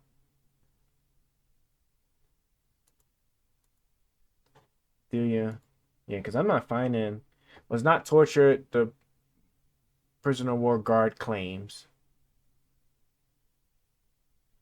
Why was John McCain called Songbird while imprisoned? Okay, here we go. We're actually getting the washer at a half-baked pizza. Okay. I didn't know what they did, but factually, here's a few things we can all agree on. McCain had a terrible service record prior to his capture. That he was a legacy kept him from being. He was a legacy kept him from being thrown out of the Navy. Being captured doesn't necessarily make you, but it does preclude you from being one either. While capture Songbird, cause yeah, stupid. That's it. When it said Songbird, I was like, okay, this must be it. While captured, let's see, he was while captured, he was offered multiple times to be released, which he refused in solidarity with his fellow prisoners of war.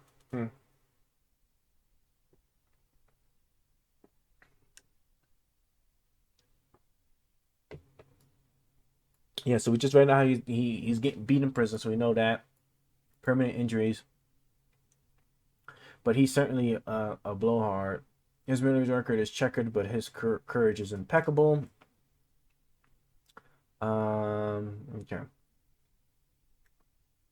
No other prisoner of war, those with McCain has ever called him a songbird in a rap. This is plain, unadulterated horse manure. And almost died from lack of medical care and injuries he suffered. He was placed in some. Well, good on him too for like surviving a plane crash. Those things, like, you know, statistically speaking, right? They say like air travel is safer than driving a car.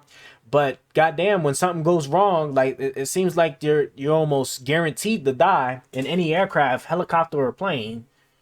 So I don't know. I think I'd rather take my chances in a vehicle. The son and grandson who refusing to go until every man in prison before him was released, remaining in prison until 73 under horrific conditions. It is an insult to every man. Okay, so that won't yet. Was not called Songbird. Everybody's just saying that he wasn't. Okay. Admitted he was a war criminal.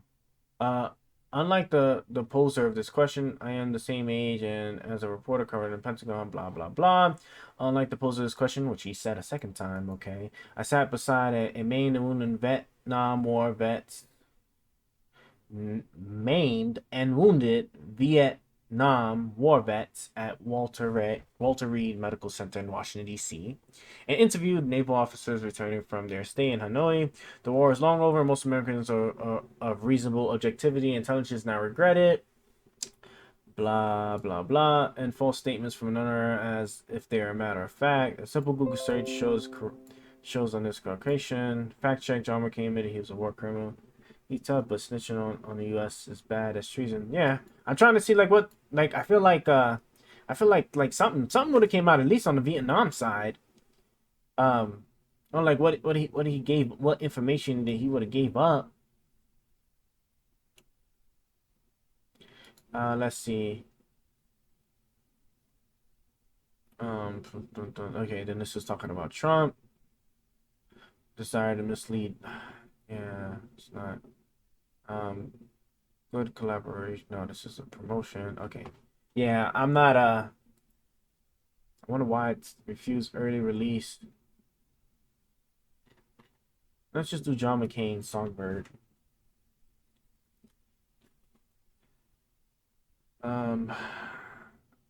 Red say Prison Wall Songbird is pilot, son of Admiral. Oh, there we go. Library of Congress. Fucking course. How the hell am I gonna read this? Lara sells Hanoi so smart. U.S. flyer is well treated. U.S. flyer is well treated. I know he said. Okay. Can I zoom in? Automatic zoom. You're gonna let me zoom. There we go. I gotta use this thing. Okay. Can I move around? Okay, I gotta use the tabs. Let's see. The broadcast was beamed to American servicemen in South Vietnam as part of propaganda series attempting to counter charges by U.S. Defense Secretary Melvin Laird that American prisoners are being mistreated in North Vietnam. A segment of the program monitored. Okay, so this doesn't seem important there. Let's see. Quoted Lieutenant Commander John S. McCain, a Navy pilot who was shot down. North Vietnam denied today that it was mistreating captives. Okay, and then this is when they quoted him. I want to know when he said about the Songbird. Oh, maybe it's just okay. A Navy pilot who was shot down 20 minutes ago says saying he received very good medical treatment from his North Vietnamese captors. That's funny. McCain's father, blah blah blah. The English language broadcast beamed at South Vietnam was one of the recent series using American prisoners. It was in response to a plea by Defense Secretary Melvin in May 19th that North Vietnam treat prisoners according to humanitarian standards, by the Geneva Convention. Also asked North Vietnam to release the nearly 800 airmen thus captured. The statement from McCain is broadcasted, blah, blah, blah. I have bombed the cities, towns, and villages and caused injuries and even death for the people of North Vietnam. After I was captured, I was taken to a hospital in Hanoi where I received very good medical treatment. I was given an operation on my leg, which enabled me to walk again, and a cast on my right arm, which was badly broken in 3 places. The doctors were very good, and they knew a great deal about medicine. Whose statement? A statement from McCain as broadcast by Hanoi radio said. This sounds like to me that he could have been beaten as like told you to say these specific things. So that's funny. Maybe it's this part right here where he says that I have bombed the cities, towns, and villages. Right? I guess that could be seen as like going against U.S. I want to say there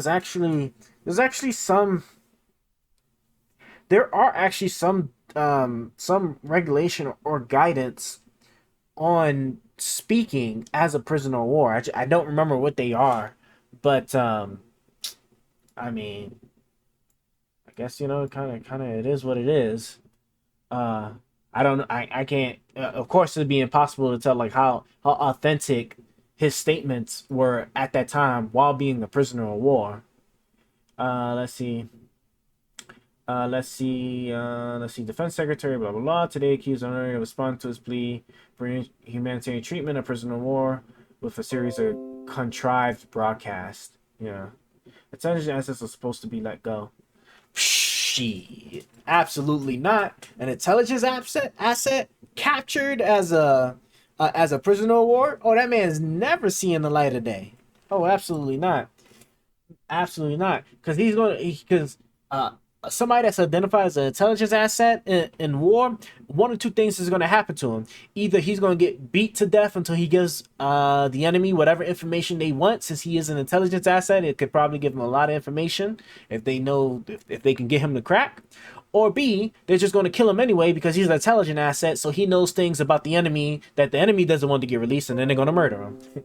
like hell no. Like you get identified as an intelligence asset, it's a wrap. That is actually why most countries have law on the books on espionage. Like if you get identified and caught as a spy, you normally get put to death.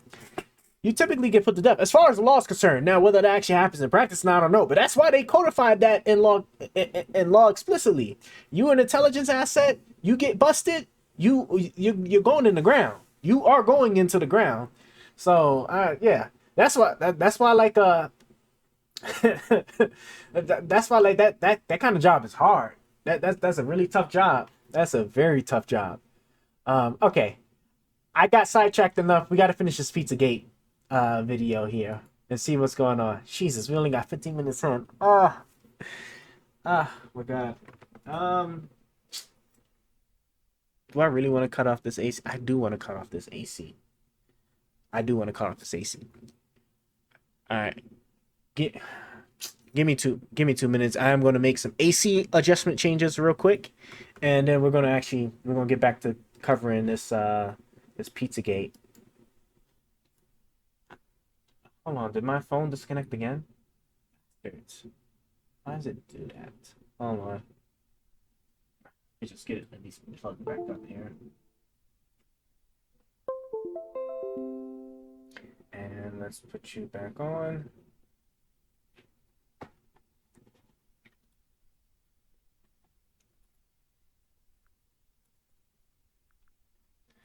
Okay. All right. I literally need like just 2 minutes. Be right back.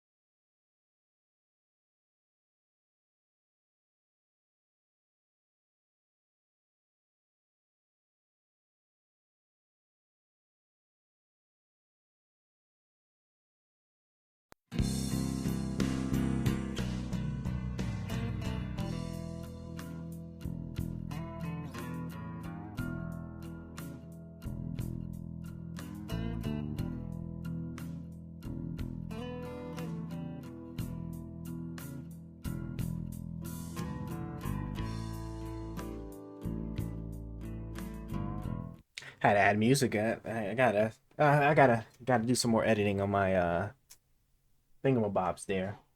OBS stuff. But all right, let's actually get back down to this wasting an insane amount of taxpayer money. Pizzagate. Oh, and one last thing. It is protocol that Oh, and then my it's getting hot out here. My AC was already set to 73.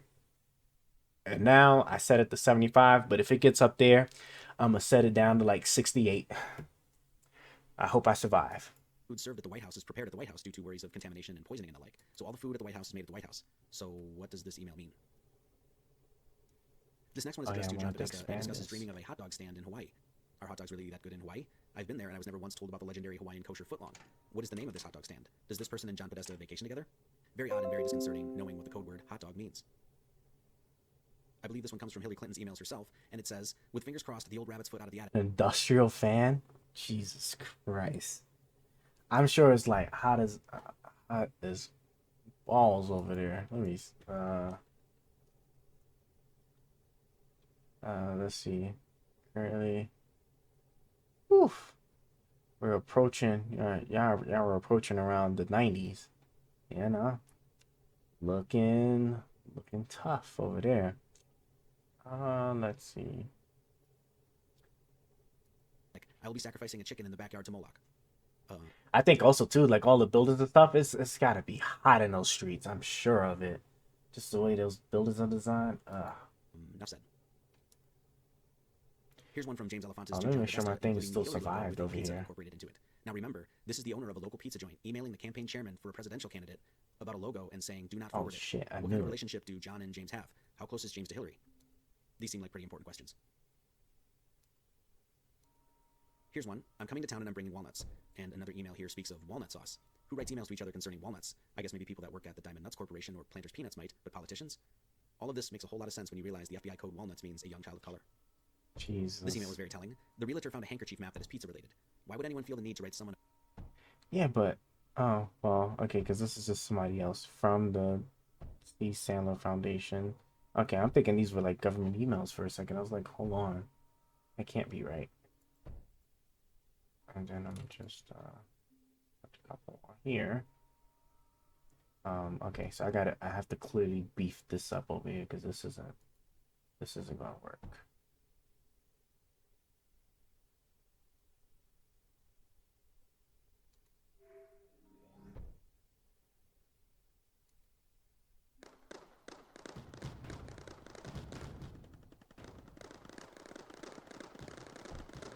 About a pizza-related map handkerchief.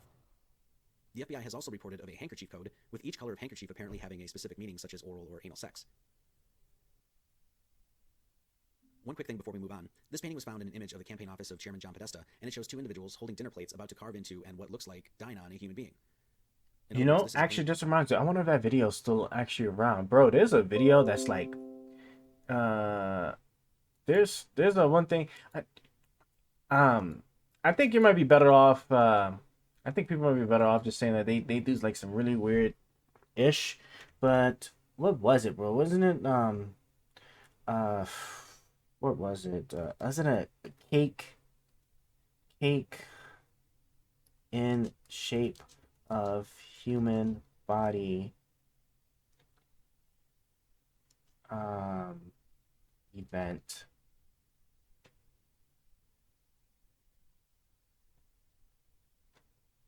I don't want to necessarily say Hillary, but wasn't it a Hillary event?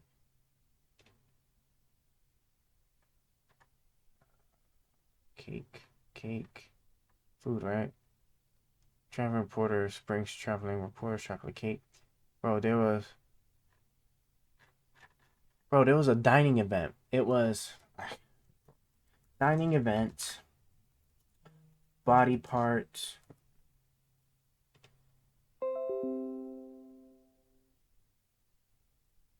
Yeah, I think, is that what it was? Let me see. Fox cannibalism. Come here. Let me copy. Dining event, body parts.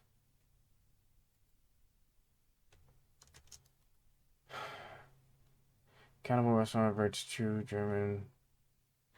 Let me say Lady Gaga. Lady Gaga is a witch. Jesus Christ, man.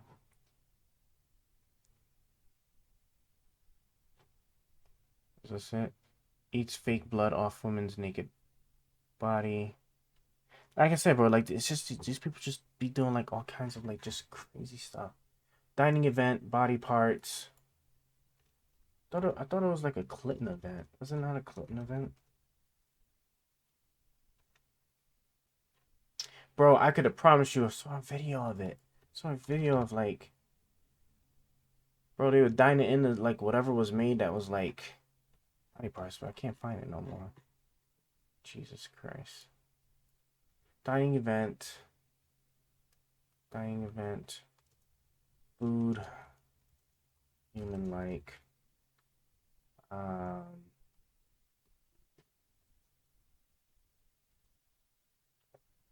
Ooh, that is not how you spell celebrities.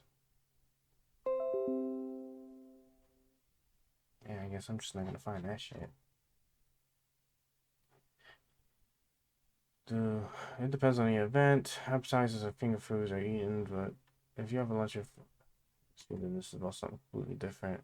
Dining event, food is human-like. Should you approach celebrities if you were to have lunch with a famous person who would? Okay, yeah. All right, I'm not gonna find this shit. It's just no point even just searching anymore. God damn it, man. We need AI because AI would have had that shit goddamn indexed and just ready on demand. But yeah, no, like that. Yeah, that's the same. Like you got plenty of people that be doing like that crazy weird stuff where they just be they be partaking in like just like the craziest of looking things. And I could have promised you it was a dining event. There was a dining event, and the food that they had on the table was literally was designed to look like they were eating in the body parts. And I just I can see the video in my mind. This was so many years ago, but I have no idea how the hell would even have the know-withal to be able to pull it up.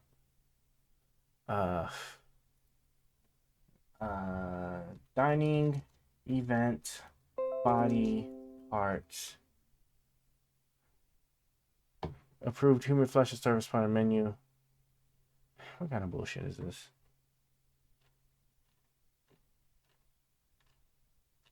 Yeah, there's just no point in even looking. That's not too many. It was so long ago. I just never understood. I just could never understand like why you'd want to do something like that. But what the hell kind of thing is this? Fidel Obama has sex with 10 dudes a day on taxpayer time.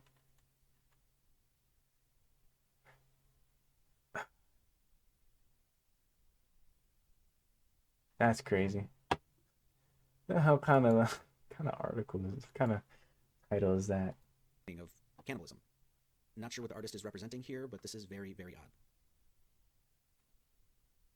John's love for pizza seems to be a family affair. This is John's brother Tony. Oh, I think that was that the girl. I think was she the one that made it?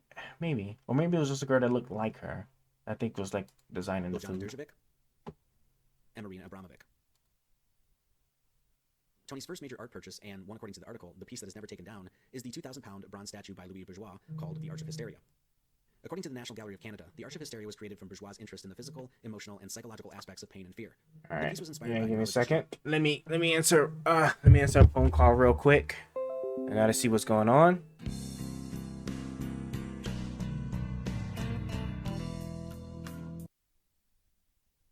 And we're back. Phone call we had to get a physician real who sought to represent fast. hysteria by documenting the performances of his female patients. The physical tension of the hysterical arch and intense muscular contraction resulting in immobility and paralysis of the limbs is emblematic of an extreme emotional state. Regardless of the artist, it seems like a very morbid thing to have as your prized possession hanging in your living room. It's also been noted that the Arch of Hysteria seems to mimic the same position that the serial killer Jeffrey Dahmer would leave his decapitated victims in. The second artist we're going to look at is Biljana Derjovic. See, isn't that interesting? There go Jeffrey Dahmer. Jeffrey Dahmer came up in this. Dahmer's photographed his victims' bodies in various positions that he found sexually significant. God, bro. That's just so wow. Sheesh. The second artist we're going to look at is Biljana Đurđević. I'm just going to present a few of her pieces here without any commentary.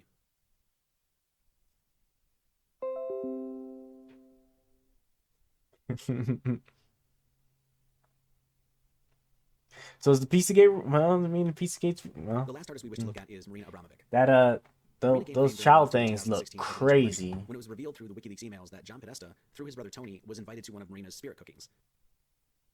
Spirit cooking is a performance art where blood, semen, urine, and other bodily fluids are used to paint in a live painting performance. Marina is a well-known artist collaborating with the likes of Jay-Z and is close and personal with Lady Gaga. I knew I wasn't crazy. Okay, so I wasn't crazy. See, that was the same photo we pulled up earlier. Marina is a big hit. Yeah, like see just yeah, see when it just looked like Now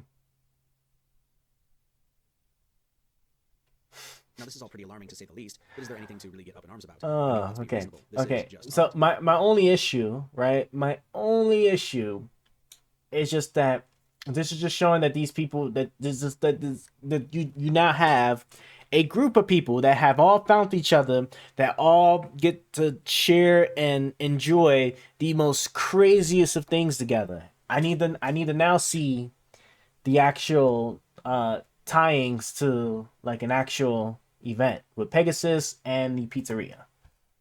Art is defined as the expression of He human did a very excellent job now just showing that, you know, if somebody was going to do it, these would definitely be the people that would participate. But this in itself doesn't mean that they would have done it. So works to be appreciated primarily for now we need the rest of it. in my opinion, all of this may be creepy and repulsive, but nonetheless, it is just art. Well, Marina Abramovic was asked about the role of the occult in her art on a Reddit Jesus Q&A, and she Christ, replied man. this. If you were doing occult magic in the context It of was art just or a creeps for gallery, now. then it is We art. need If you better were doing it in a evidence. different context, in spiritual circles or Yeah? a house or on TV shows, then it is not art. The intention, the context, and what it is made defines what art is or not. It As just found in creeps WikiLeaks now. emails, even We Hillary need Clinton better herself was evidence. invited to and apparently Oh, might see, be here go attending Hillary. these sort of spirit cookings. The fact that a presidential candidate and her campaign chairman are being invited by close personal friends to a cooking of these sorts is something I would assume that the voting public would probably like to know.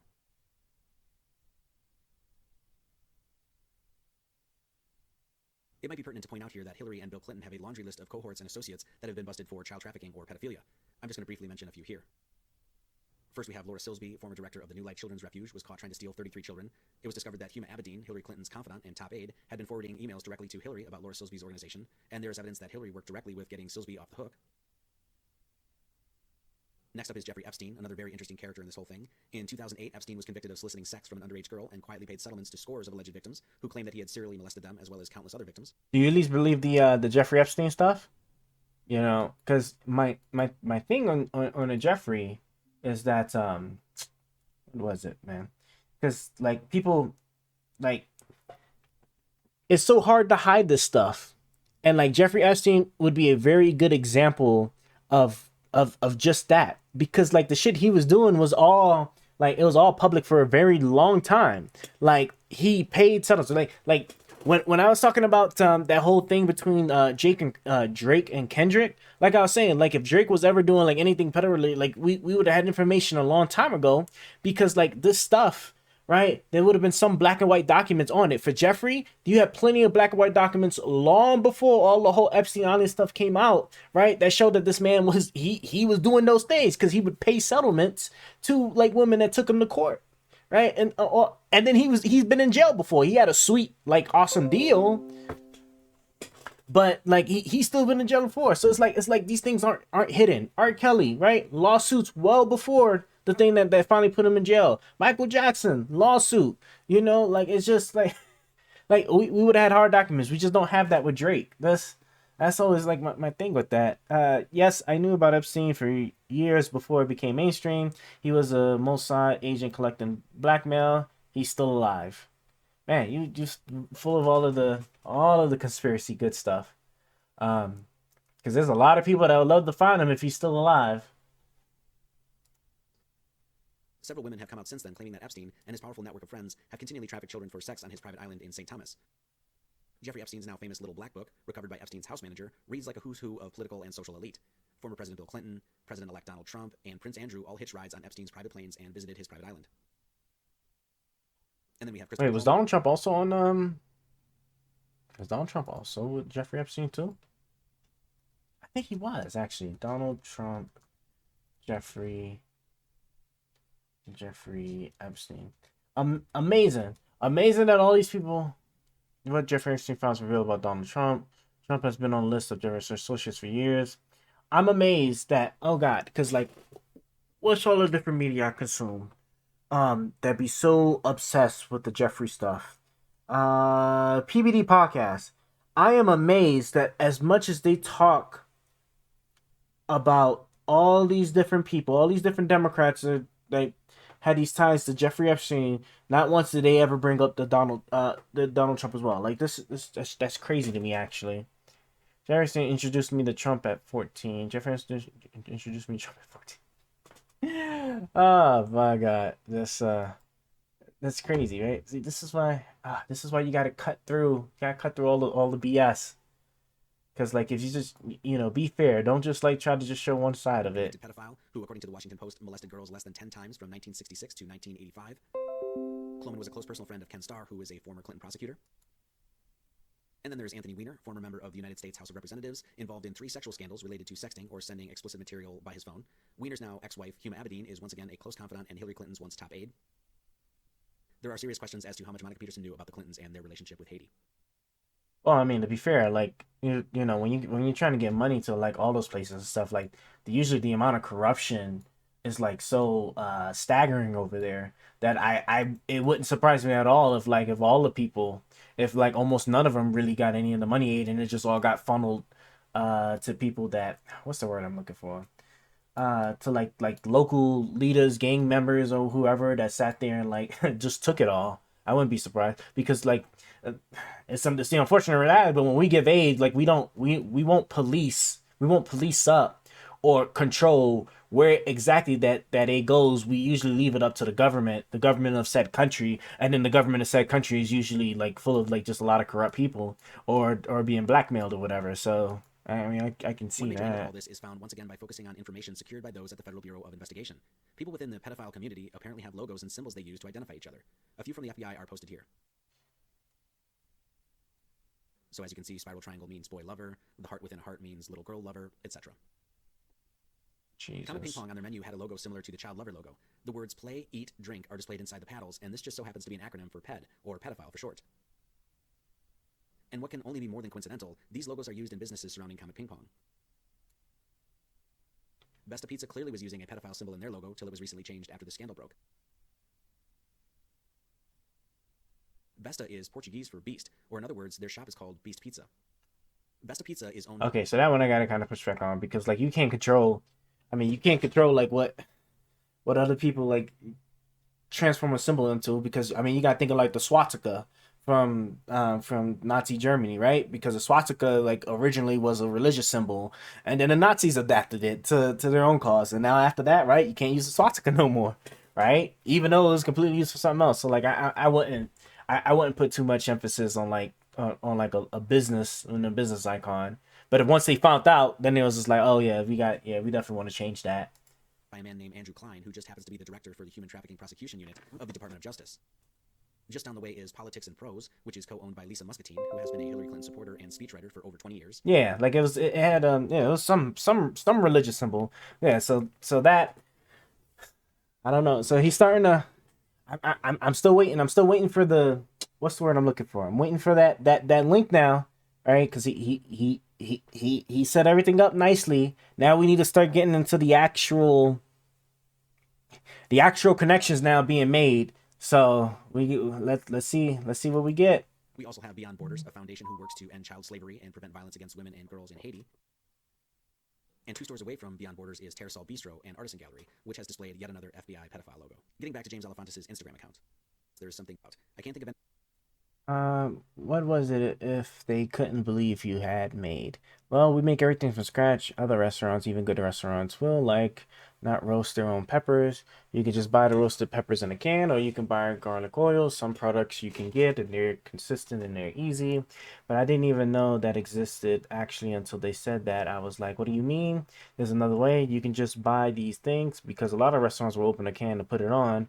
Like our sauce, we harvest a whole crop of organic tomatoes, 10 tons of tomatoes every year. can them all, store them in the basement, have like a harvest party when it gets loaded in. Guy was very enthusiastic. We had a really great long segment and it aired, and we had a viewing party. Oh yeah, cause like the basement thing.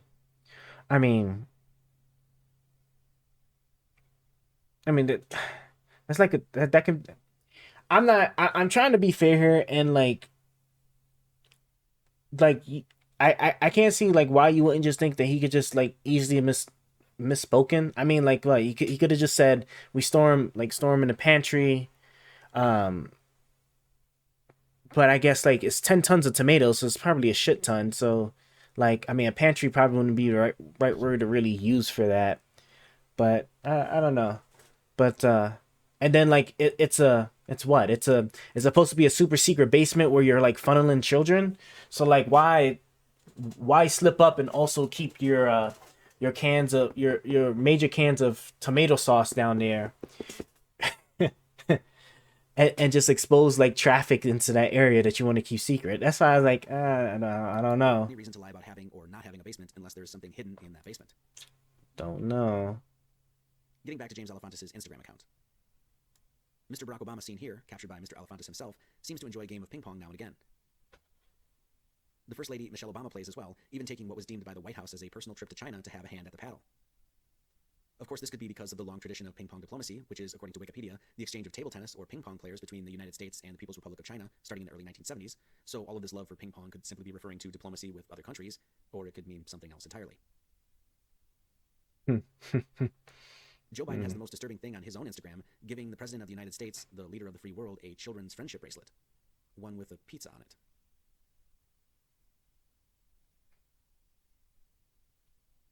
On James's Instagram account, he mentions a place that he likes to go when in Germany called Dr. Pong's, located in Berlin, owned by a man by the name of Oliver Miller.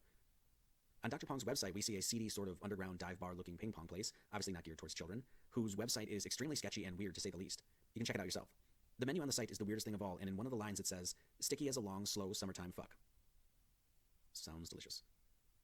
Comet Ping Pong and Dr. Pong's website are hosted by the same... What was that? Sticky as a long, slow summertime. Where was this place at? Geared towards children, whose website is extremely sketchy and weird to say the least. You can check it out yourself. The menu on the site is the weirdest thing of all, and in one of the lines it says, "Sticky as a long, slow summertime fuck." Sounds delicious. Comet Ping Pong and Dr. Pong's website are hosted by the same admin. Apparently the kind of ping pong James likes to play is enjoyed in London, Why is this? Berlin, this is over. as well as in Washington, D.C. Sorry. Now, this isn't the first time that Comet Ping Pong has been accused of deviant, immoral, and illegal activities.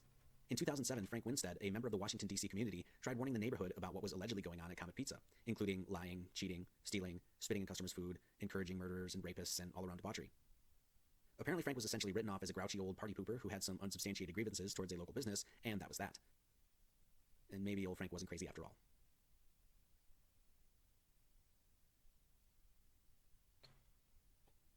Wait, Frank claims that the screaming and crying that is heard coming from inside Comet Ping Pong are the cries of children being beaten and raped.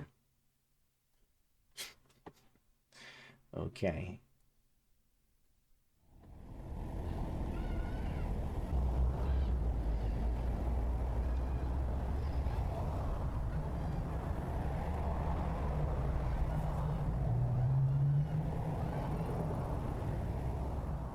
Don't you just have people outside? Like, wouldn't they be able to hear it too? If a camera that's on the other side of the street is picking it up, then like all the people that are walking by, all the people that's outside, right? Because I promise you, right, the whole point of like trying to like hide an operation like this is to try and hide it in plain sight. So you would use a business like this, right, that has a regular operation there, so that way you use it as a cover up to hide like the secret stuff going on. So like, wouldn't the regular people that's sitting here visiting this place, unless you're gonna tell me every single person visiting this place is already hip to the game? I don't know. I wouldn't like that to me is a little crazy. Could you imagine then, like, if traffic happened to have a car just stop right there, like Uber? I don't know.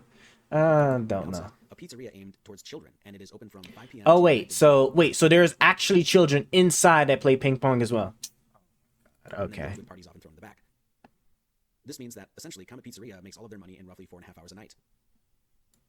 This is the bathroom located in Comet Ping Pong, and it shows a man here jerking himself off at a ping pong table. I ask you, does this look suitable for children? Apparently, since the scandal broke, most of the controversial art within Comet Pizza has been removed. Is it a pizzeria? Was it really a pizzeria that really meant for children? Trust with their patrons. Here's a clip of the manager explaining Comet's relationship with its customers. The secret is it's an empowerment. An empowerment, by definition, is trust. So, like, I trust that the relationship that I have with the customers is one where they understand that I'm looking out for them, and in response, they look out for us. The posters for the bands that play at Comet Ping Pong are very edgy and rather lewd and perverse, to say the least. Here are just a few posters of some of the acts that have played at Comet. Oh, so around the corner at the house of Comet wasn't the operation. It was around the corner. Okay, I just need to move you over just a wee bit. Yeah, there you go. It was around the corner at a house and Pegasus. Right, because like the place wasn't too far from the pizzeria place, right? Isn't that what we kind of got from this one? Hold on. All right, Pegasus, 11 Monroe Playground Trolley, turnaround. Did he actually show where? But I thought he showed. No, go back here to the beginning. Right, because this place wasn't too far from Comet, right? Or was it just like a completely like separate area? Hold on. Hold up. Pegasus, right?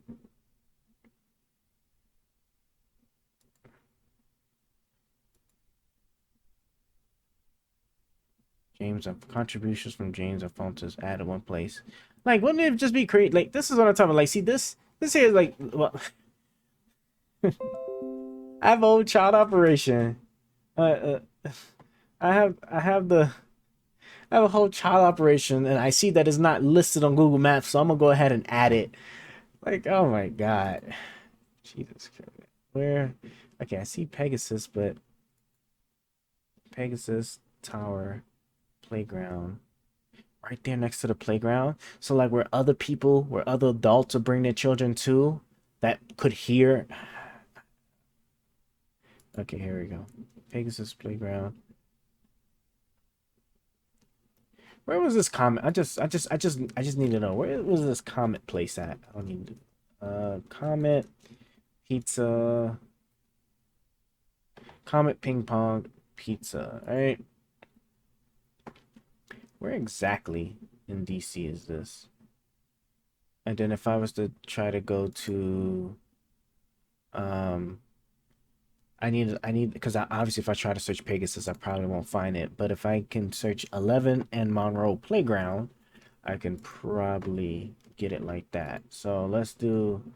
Now I want to go from the pizzeria to 11 and Monroe Street Park, right? Okay. No, so it is a completely different spot. Yeah, here, 11 in Monroe.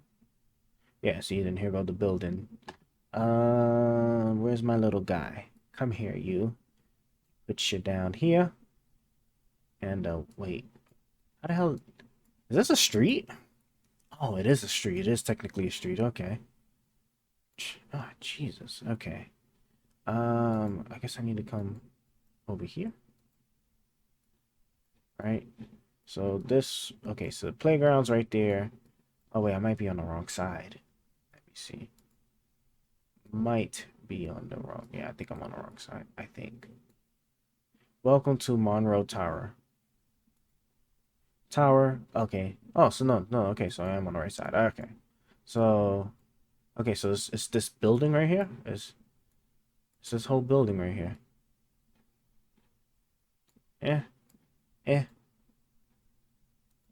What are they? Is Monroe Tower just an apartment complex? That's what that looks like. This looks a lot like a, yeah, this looks a lot like an apartment complex.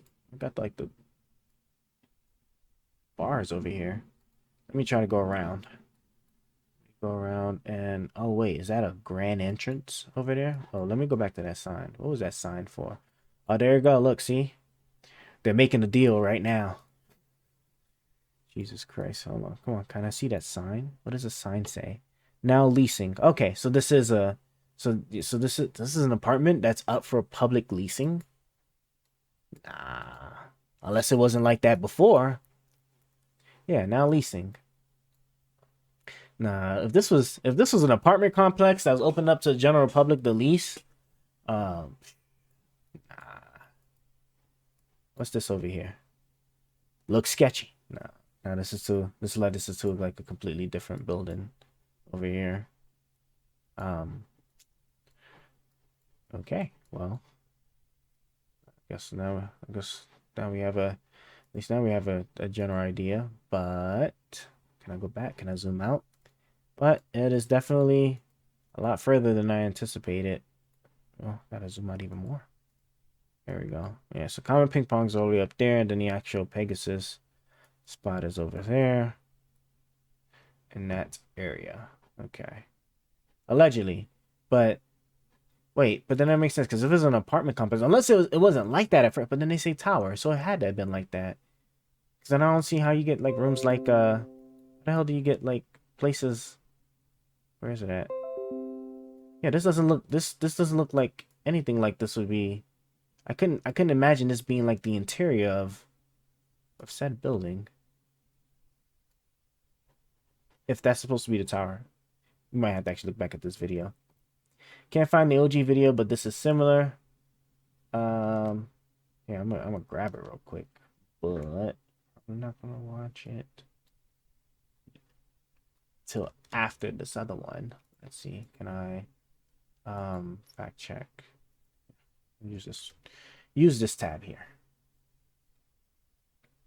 Yeah, Killer Room, Pizzagate, Killer Room file, Pegasus Machine owned by, yeah, like where, how long is this one? Senator Paul, you do not know what you are talking about, quite frankly, and I want to say that.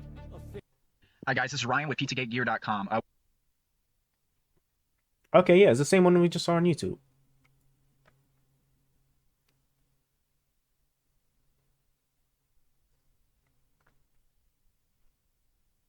Wait, what was that photo? Go back. Yeah, there's no way this could be in a... Okay, we'll just have to watch it. Oh, my cursor was like messing with me. Oh. So this part of the building here? Can we even see that? Can I let me zoom back in? What is that? Is that like a back alley or something? Oh, gotta go back over here.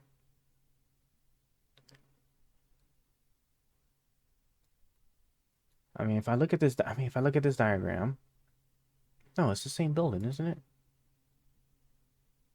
It's definitely the same building. Well, just about. I mean, I guess I don't see no other building that's like close to it though. That's shaped quite that way. Okay. I mean, it's only 10 minutes. We'll, let me just see this part. I just want to know like the exact location. Where his kill rooms are. Again, it shows you. Okay. So 13th Street, and here. Does that reflect what I'm looking at? Okay, 13th Street. Yeah, but it doesn't look like Monroe Tower. Oh wait, so wait. Why is this not matching up properly? Go back. Okay. Oh, me.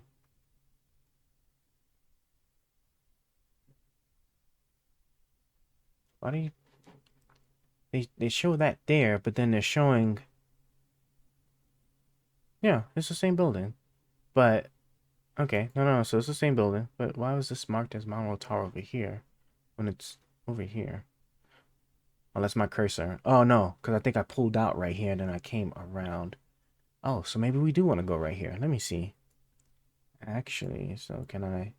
Yeah, because I pulled out. That's why. So, no, I just messed up my own damn movement here. Let's see.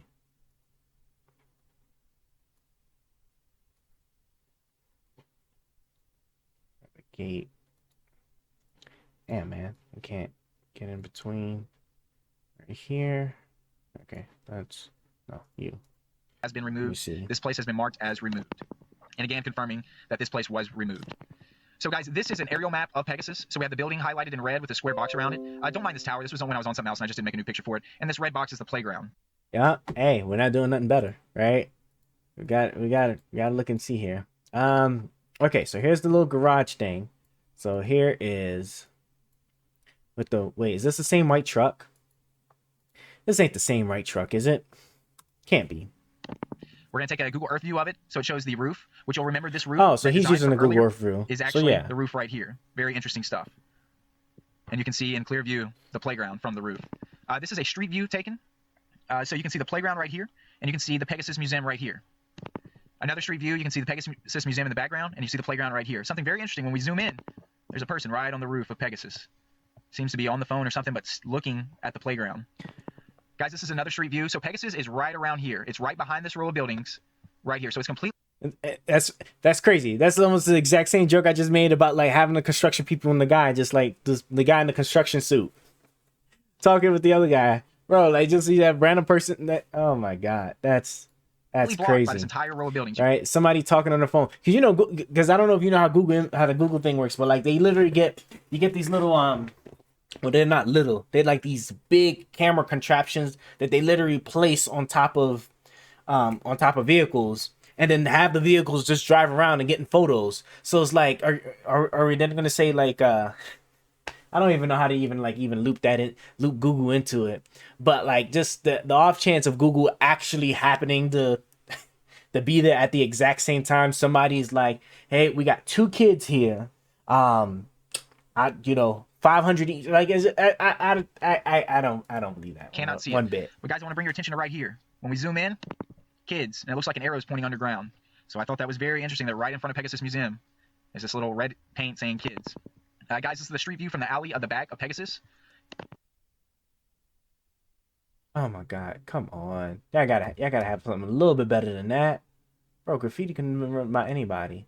I can't imagine. I can't tell you like how many times I've seen people like, because they'll listen to stuff like this and then they'll go to the physical locations and then start like doing like all kinds of vandalism and stuff. Is this little red? This is what? Isn't this in when did this come? Well, he posted in 2021. The street view says 2014. Wait, so see, now I'm confused. But his computer says 2017. What is this? What is with these dates? His computer says 2017 over there. The street view thing says it's an image from 2014, and then this was published in 2021. My brain hurts so much. Okay, I'm gonna ignore it. Paint saying kids. Guys, this is the street view from the alley of the back of Pegasus. This is another street view. So guys, I want y'all to look at this door. When we go to the next one, you can see this door, and there's a gap right here, a wall going back, and another door over here, and also a garage door right here. There's no windows on the first floor level. Again, no windows. So somebody posted this on Vote, and it talks about the kill room here, the back view of Pegasus, and then they drew out this this diagram showing you where everything's at based on this photo. So right here they had the door, which is right here, and then the photo is showing these trenches right here. So this building lines up exactly with... Damn, it's gotten that hot. I set it to 75 degrees and the AC's on now. Okay, when it cuts off, I'm gonna crank it down real low now. What this is. Now I want to show you this little crease right here in the wall. Well, not a crease, but you can tell there's something different. That's where the wall would start right here. Okay, so this wall right here is this wall right here. This door, which opens inside here with a doorknob here, and if you zoom in really closely, you can see the doorknob here. So this is undoubtedly the same exact place with all these connections. Let me see if I can find anything with that coming up. I'd be interested. This would be good. Fake news onslaught targets pizzeria owner of the Comet Ping Pong, the restaurant. DC. My news website have called it on the home base of a child. The fake story that shows a conspiracy theory spread. Fake news purge, modern acceptability. Let's see. On a cold December day, Edgar Welch burst into a family pizzeria and accused the owner. Damn, we even got like a pipeline. In this work, we used the pipeline to discover the narrative framework of the Pizzagate conspiracy theory and contrast it with the narrative to gunfire in DC. It was finally revealed what was finally real was this guy driving from North Carolina to Washington to rescue sexually abused children he believed were hidden. Yeah, see, that's what I'm talking about. Like, that's why, like, a lot of these conspiracy theories I don't believe, because, like, even when it gets to the most extreme part where, like, somebody then attempts to do something, then it nothing ever comes up out of it. As well as a father, former firefighter, and sometime movie actor who was drawn to dark mysteries he found on the internet, terrifying customers and workers with his assault rifle style as he searched comic ping pong. Police said he found no hidden children, no secret chambers, no evidence of a child sex ring. Excuse me. Run by the failed Democratic candidate for president, or by a campaign chief, or by the owner of the pizza place. What was false were the rumors he had read, stories that crisscrossed the globe about a charming little pizza place that features ping pong tables in its back room. Story of Pizzagate is about what is fake and what is real. It's a tale of a scandal. Pizzagate, the belief that code words and satanic symbols point to a sordid underground. FBI director told Congress that he was reopening investigation use of private emails. They faked that shooting event to get people to stop investigating.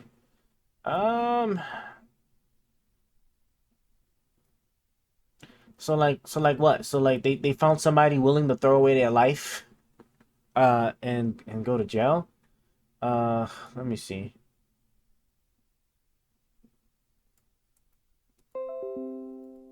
Let's see, because I'm not even really interested in the story no more.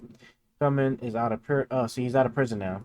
How long did he get? Because it sounds like he just showed up with a gun, so I wouldn't expect him to necessarily get too much time. So on he drove, supposed to center corruption.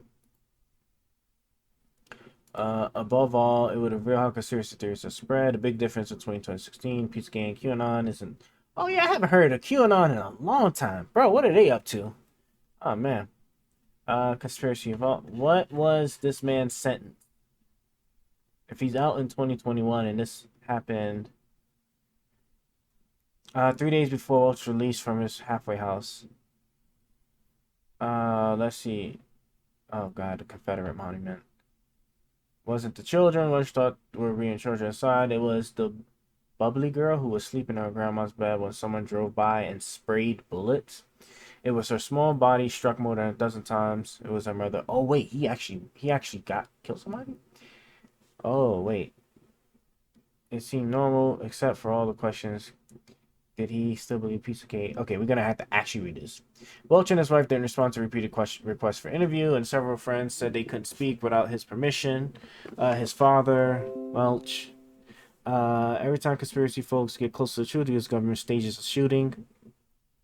Yeah, but somebody. So, like, how many moving parts? Like, you gotta get a family that's willing to like fake that they had a child.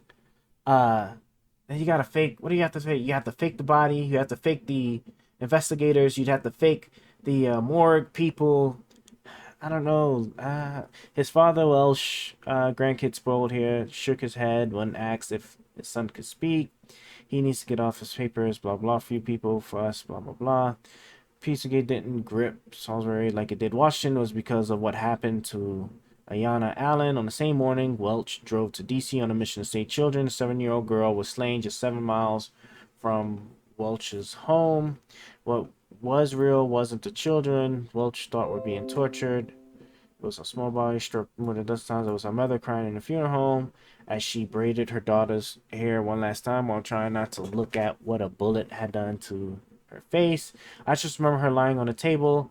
She was shot so many places, and as that preoccupied the town for weeks. Police partnered with the sheriff's department to work on the case. No one was ever charged. The reason was no grand conspiracy, Woodbury said. Witnesses refused to talk.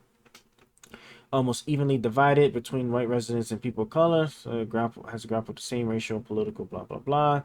Confederate monument, blah, blah, blah. Took flag major. Oh, no, so that was a completely separate event. Okay.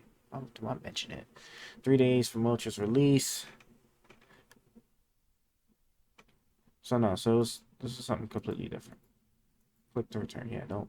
Thing. Sentenced to 4-year prison term. Okay, let's try this one. Let's see. Sentenced to 4 years in prison on charges stemming from an incident in which he carried a loaded AR-15 and a revolver, scattering employees and customers, and fired his assault rifle into a door. Okay. Sentencing, pled guilty, federal charge of interstate transportation of firearm and ammunition, and a District of Columbia charge of assault with a dangerous weapon. He was sentenced following his prison term. Welch and my shit. What else he doing? According to the government's evidence, Welch transported 3 loaded firearms. Upon arriving at the restaurant, he parked his car, armed himself. At about 3 p.m., he marched inside the restaurant. Customers and children. He was carrying an AR-15 revolver. He was carrying an AR-15 openly, with one hand on the pistol grip and the other hand guard around the barrel, such that anyone with an unobstructed view could see the gun. The customers and employees fled the building. At one point, could you imagine if you was in that building at the time, you see somebody roll up with an assault rifle? Oh, Jesus Christ, man. That's crazy. Welch encountered a locked room, and attempted to force the door open, first using a butter knife and then discharging an assault rifle multiple times into the door. A few minutes later, another employee entered the restaurant carrying pizza dough. Welch saw the employee turn toward the worker with the assault rifle. Seemingly afraid he would be shot. The worker fled. Welch was alone. Imagine, hey boss, I got the delivery, and I go back out that same door. Like, oh my God, that'd have been a chaotic scene. Left alone in the restaurant after spending more than 20 minutes inside. He left his firearms, exited the restaurant unarmed. He was then arrested and remained in custody ever since. No one was injured. So yeah, he literally did actually find nothing. Interesting. All that fake children, fake death records, it's all legal. Yeah, I mean, there's too many moving parts and too many. My biggest thing is just like all these different mechanisms. Like that means like you have to control every hiring process to get every single person that sits there and cycles through these jobs, whether they get fired, get locked up because they do something. So then you got to replace them, find a replacement for the job. You got to do it quickly, especially if it's like already a low staff position, and then you have to then convince them to like then stay hush hush about these things. I personally don't believe it, but I mean we'll see. So far it's not looking. It's like not necessarily in between, but as it turns out, even some of the bands that play at the pizzeria flash pedophile symbols or logos in their videos, including this one here by a band called Sex Stains. Controlling records. Yeah, but how do you control? But how do you controlling records is easy, yes. But how do you control people? How do you control How do you control people with different, like from different backgrounds and ethnicities who like could you imagine if somebody had that information and they were like in like financial hard times, like how much somebody would be willing to pay them for a story where they get to show proof that something was like fake or doctored or leak, right? That's your key leak thing. Like the whole espionage thing, right? Like the reason why like it tends to be a problem throughout any organization, any country, when it comes to espionage is because like a lot of times like somebody will find these people and exploit something of need from them, like i.e. money, or women or something like that, and then provide it to them in exchange for that, and that's how they get caught. I think like the very last one I read was like the submarine guy that was he was trying to share nuclear secrets with China, and China was about to pay him like a lot of money, like for all of these different things to happen, and then none of that to like happen with this kind of stuff. That's why it just doesn't click for me. Give me back my program. Jesus. And heading to Chuck E. Cheese's, where a kid can be a kid, and seeing a band called Sex Stains. I'm scared. If you're a part of conspiracy, imagine how scared you'd be.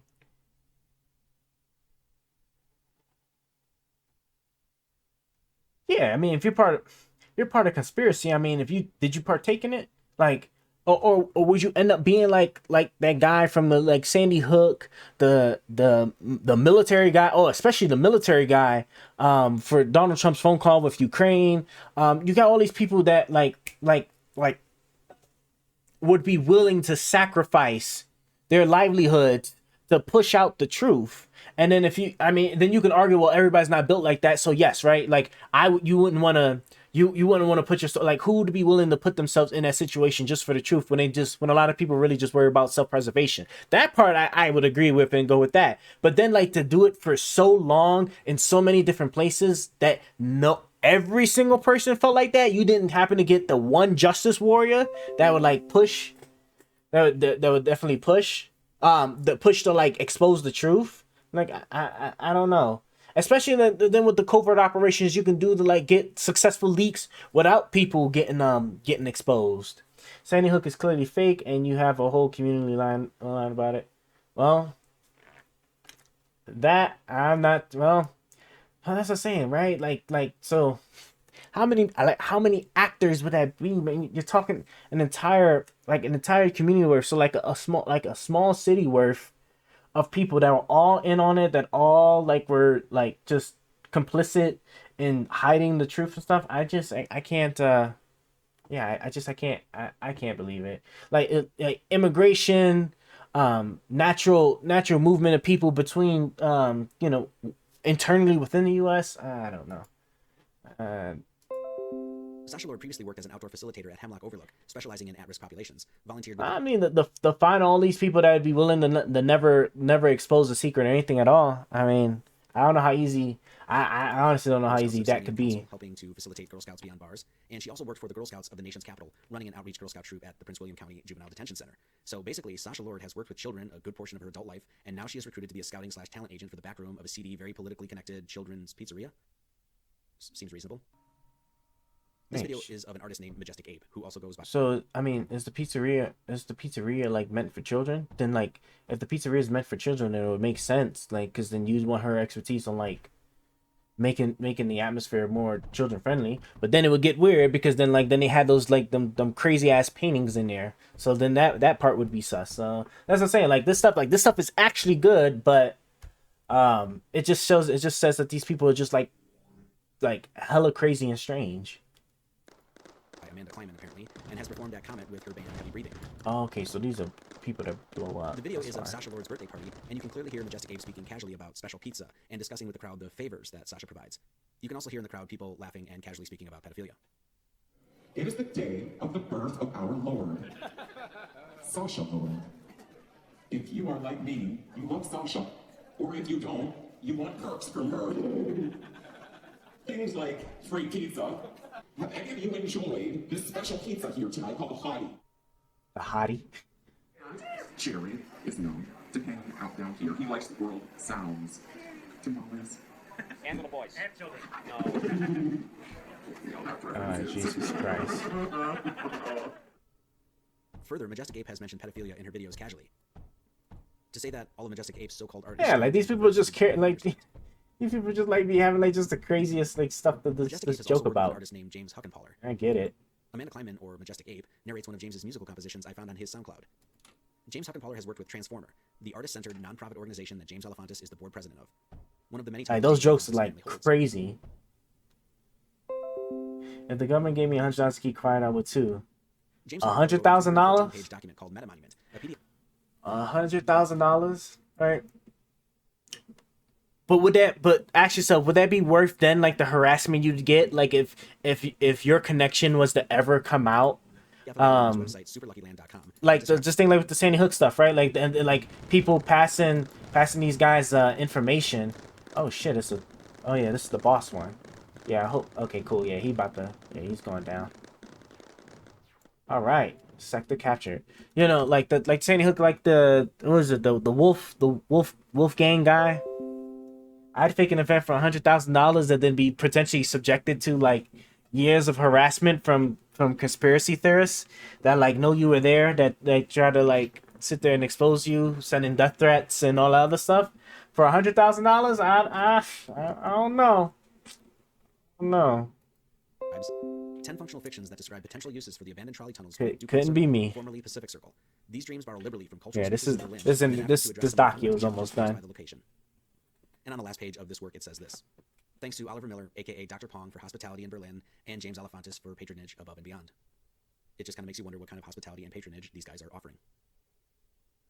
The scary thing about all of this is that when you start to dig through the endless material on this subject, following a lot of the leads, going down rabbit hole after rabbit hole, a picture becomes very clear. One showing that hiding beneath the world of high arts and politics, there's a very devious circle of people engaged in this sort of illegal, wicked, and highly immoral behavior. When this story broke, countless researchers, myself included, scoured numerous accounts on Instagram, Twitter, and Facebook, and uncovered literally hundreds of people engaging one another using these code words, saying things cryptically and posting images related to such behavior. This is not a joke. Literally hundreds to thousands of people discussing this stuff openly. A Twitter account named @eclipse_OW was banned temporarily for releasing a massive Google Doc of 23,000 accounts, including over 500 with their exact geographical locations of people involved in an enormous child pedophile ring. It has recently come to light that this pedophilia is on YouTube as well, with literally, once again, thousands of accounts discussing this stuff openly, sharing videos of young girls spreading their legs, posing in very sexual or precarious positions, and the like. The comment sections of these videos are littered with perverse and sexually explicit comments about young children, and nothing is being done about it. I can't even show some of the videos here due to the fact that YouTube will probably take this video down, yet leave those accounts up. If you don't believe me, spend an hour or two and search for webcam video and peruse some of these seemingly randomly uploaded videos. From my own best approximations, there seems to be literally... I get what he's saying. Okay, so I get what he's saying with that part. I just don't know. That movie, that docu movie thing that was released on Netflix called Cuties. I think I would probably put that in the same boat as that stuff, where it's like,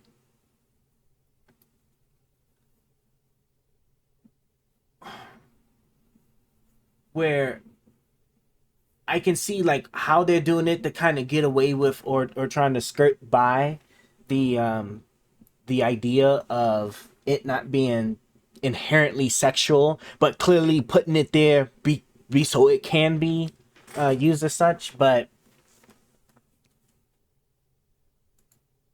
I don't know, right? Because like the idea, the underage agenda. Yeah, well, yeah, I'm sure like the pedals had a hell of a field day with that one. But like, cause like what the director, who that lady was, right? It was the show exploitation of children, blah blah blah. This is why we made the video, and then what? And then people, I don't know. It was just, I can't even think anymore. Just like how crazy that whole thing was. Oh man, am I really? Oh yeah, I am maxed out on materials. And UK age consent. Well, see, that's the thing. Well, you see, in today's age, because I was reading so much about this. In today's times, right? Like, we have this. We have this general consensus, at least in our culture, about what the age of consent ought to be.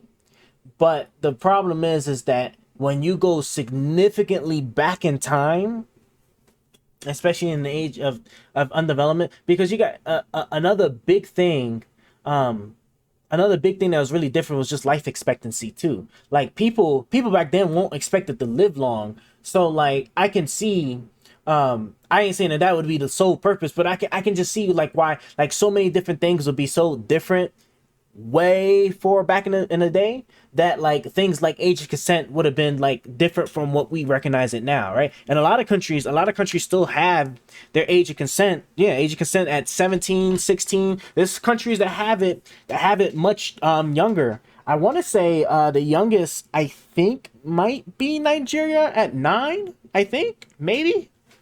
We pulled it up. Let me see. Age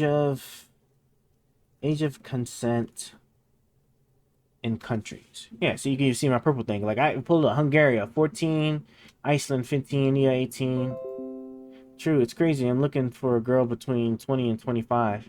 Yeah, like then the thing is like depending on how old you are, right? That like people start accusing you of some sus stuff because of the girl being 20 years old. And it's just crazy. And that was like one of the key things why I said that I would not argue the moral point in my Drake video, because I was just like, because like the moral arguments are always just so hard to have, because like you can't stick them to any world of factual consensus, right? Because like on one hand, you've reached 100 messages today and recently. Oh, cool. Nah, 20 is not. But dog, I'm trying to tell you.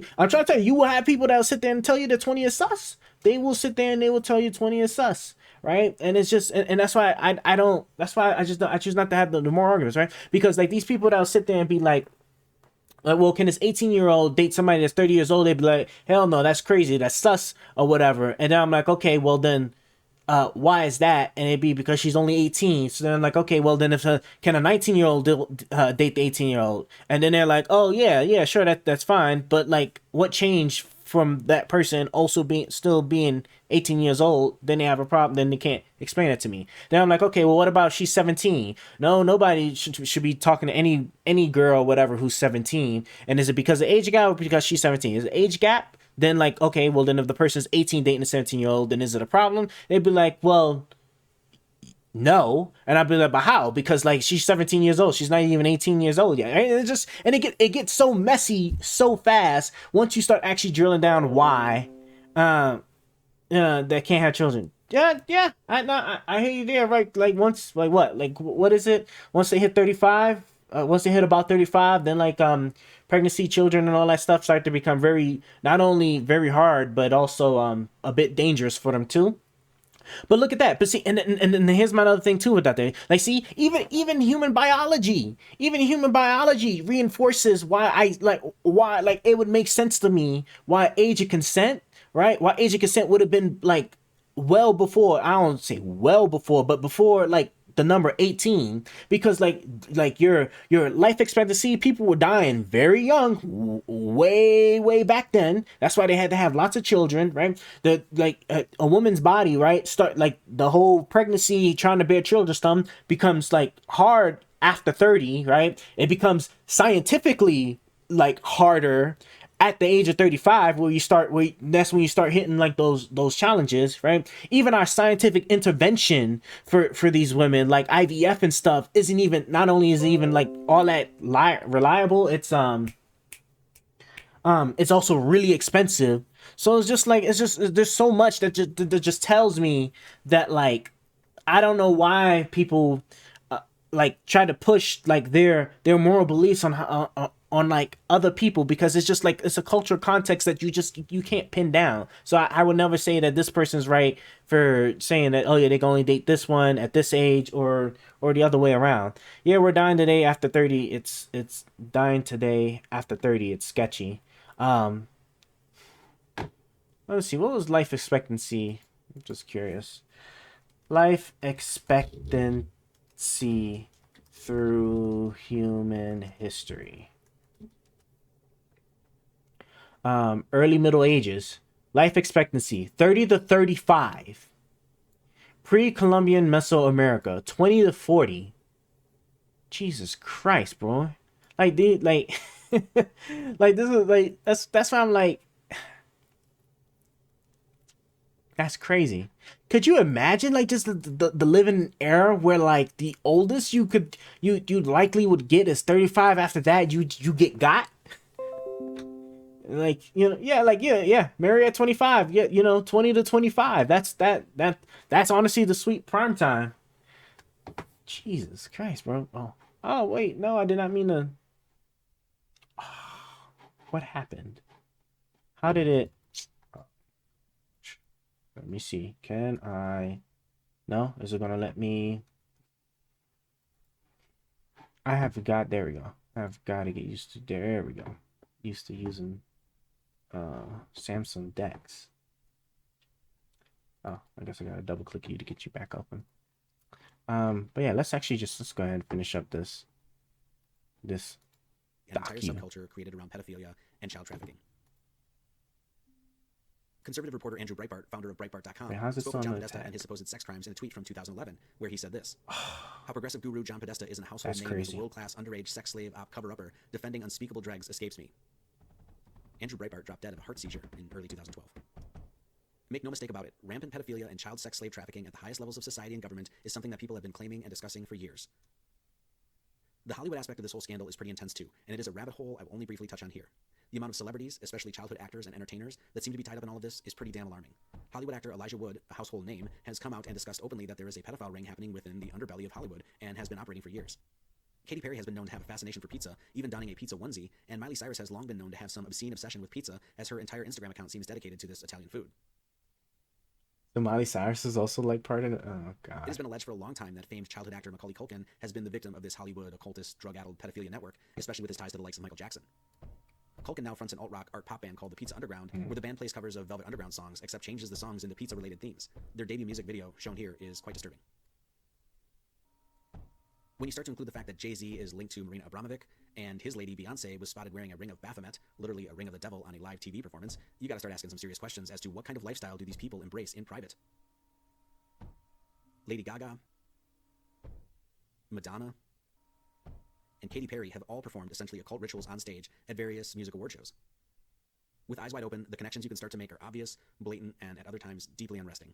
See, this is actually one of my more favorite like docus here, because like, see, like this is they are sticking with like actual real events, and showing you like actual like the hard evidence. Like this is good. This is really good, because I am familiar with that stuff, because I remember who was like the first celebrity that I came across that was like doing devil stuff. I think it might have been, I think I was watching a video, it was like about Rihanna.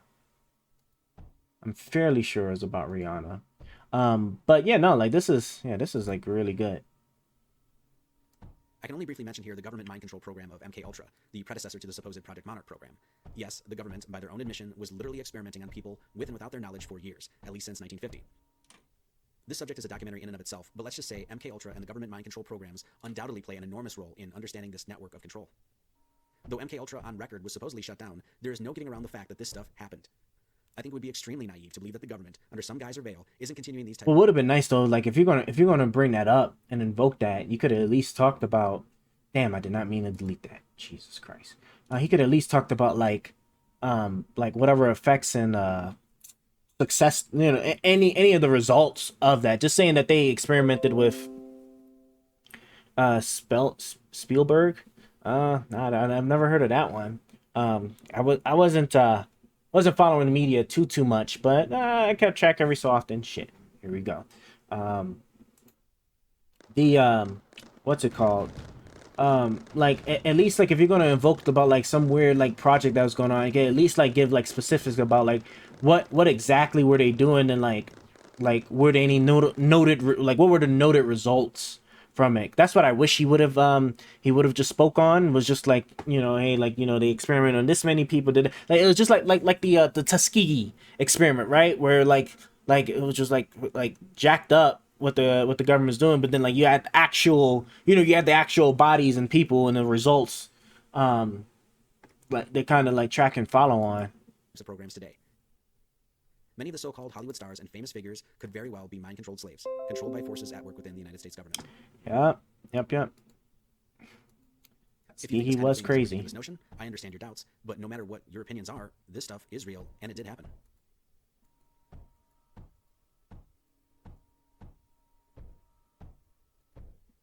Make us the spirit. Okay, hold on. I think the point is to make us the spirit, see ourselves as animal and ugly, to make us reject the possibility that God could save us. An exorcist. Okay. The fact is, accusations of a massive pedophile ring have happened many times before. The Australian government had a massive pedophile scandal, and there was an expose done on it on 60 Minutes, which, to the best of my knowledge, never aired in the United States. Numerous researchers have discussed England's own supposed scandals, with the claims that many within the celebrity culture, including cultural icon and BBC legend Jimmy Savile, are involved in sex, slave, murder, and child trafficking, amongst other things. We have the Franklin cover-up in the States, which is another very interesting case, in which it was claimed that the entire Institute of Government and the media itself colluded on covering up a pedophile ring, going so far as to call the FBI the orchestrator and architect of the child trafficking ring. Former President Senator John DeCamp was involved in the production of a documentary called A Conspiracy of Silence, which you can watch on YouTube, was set to air on May 3rd, 1994 on the Discovery Channel, exposing a network of religious leaders and Washington politicians who flew children to Washington, D.C. for sex orgies. But right before the show was to air, an unknown congressman threatened the TV cable industry with restrictive legislation if the documentary was aired. If you do a video that's all evidence, I'm down with it.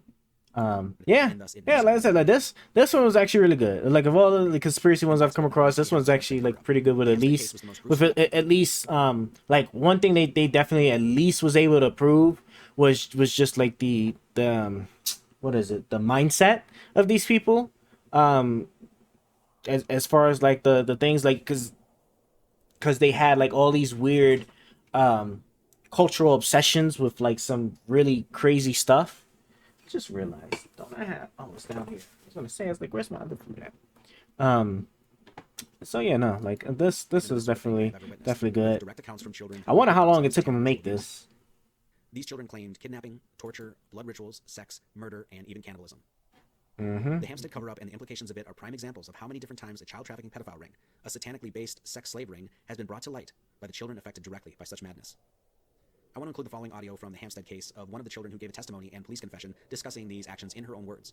I encourage you to go online and listen to the testimony from these children and the retractions that these children gave, and decide for yourself if you think that these children were lying. Out of respect, I have not included the child's name or face to the alleged victim. I just want to say this once again to reiterate. These children retracted their testimonies, and the claimed perpetrators were never charged with anything.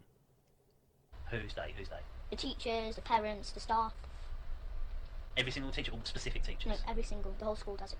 The whole school, and we got our own church too. So because they do that, because after, as I said, we kill babies, we drink their blood, we eat them. Okay. But then after so the social services who are in it, they go to families, so the families can't afford, so they get a baby but they can't look after it. Okay, is this from a video? Like, why not show the video? Why not show the video and then blur out the faces? Like, I like that you show the screenshots, but the audio, like, see, the one thing that I always, like, really gets me upset is, like, when you have like evidence of something that can be, like, pretty damning, it's like it always gets right there to the cusp of being, like, really believable, but then there's always just something about it that just falls short, right? He showed us the screenshots, what I assume to be, like, the actual, like, of the recordings of the people talking, right? Or the interviews being done, which is, like, standard procedure. Like, that part, I'm like, okay, I got that, right? But then you play just the audio without actually showing the video, and then you don't, like, because you could easily just show the video and blur out faces, black squares, or whatever, you know, for identity protection. But when you do this, right, what it just looks like to me, like, this can be audio from anything, right? At the very least, at least if I have the video and, like, the gestures and movements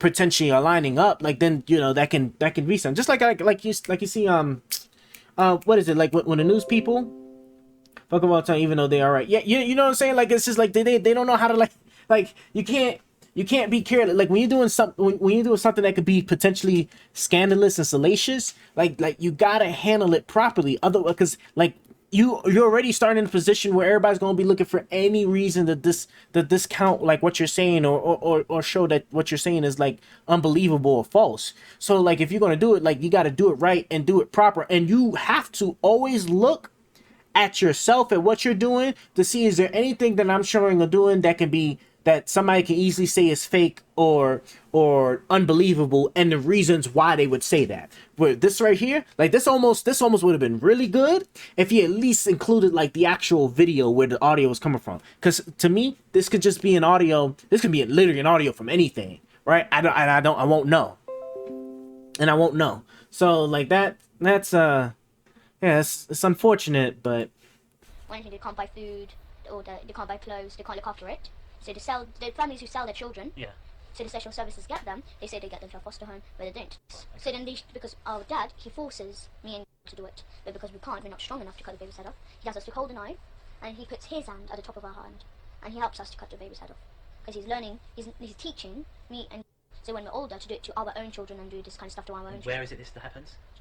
Wait. See, hey, that story doesn't make any sense. Like, whose baby is it though, right? Like, what baby is it? It can't, if it's your own children, I guess. Jeez, that's crazy, right? So, like, if you have what's it? You have a child, okay? I guess that's the it child, and then after that, whatever other child they have next, I guess it's just on the chopping block then, right? That's kind of crazy. I wonder what they do, like, I wonder in instances where, like, they have twins or triplets, right? How do they pick which one? And then how does the child not have any, how would the child, like, in an instance of a twins, for example, right? Because they would have to grow up together and stuff before they're old enough to even partake in something like this. So then how would, unless they make both the twins in it and then they just have a third child? I don't know. This story's a bit, this story's a bit wild. Where is it this that happens? The church, in the kitchen in our church. In the kitchen in the church. What you've just watched is just a smattering of some of the investigative work that has been made in this massive...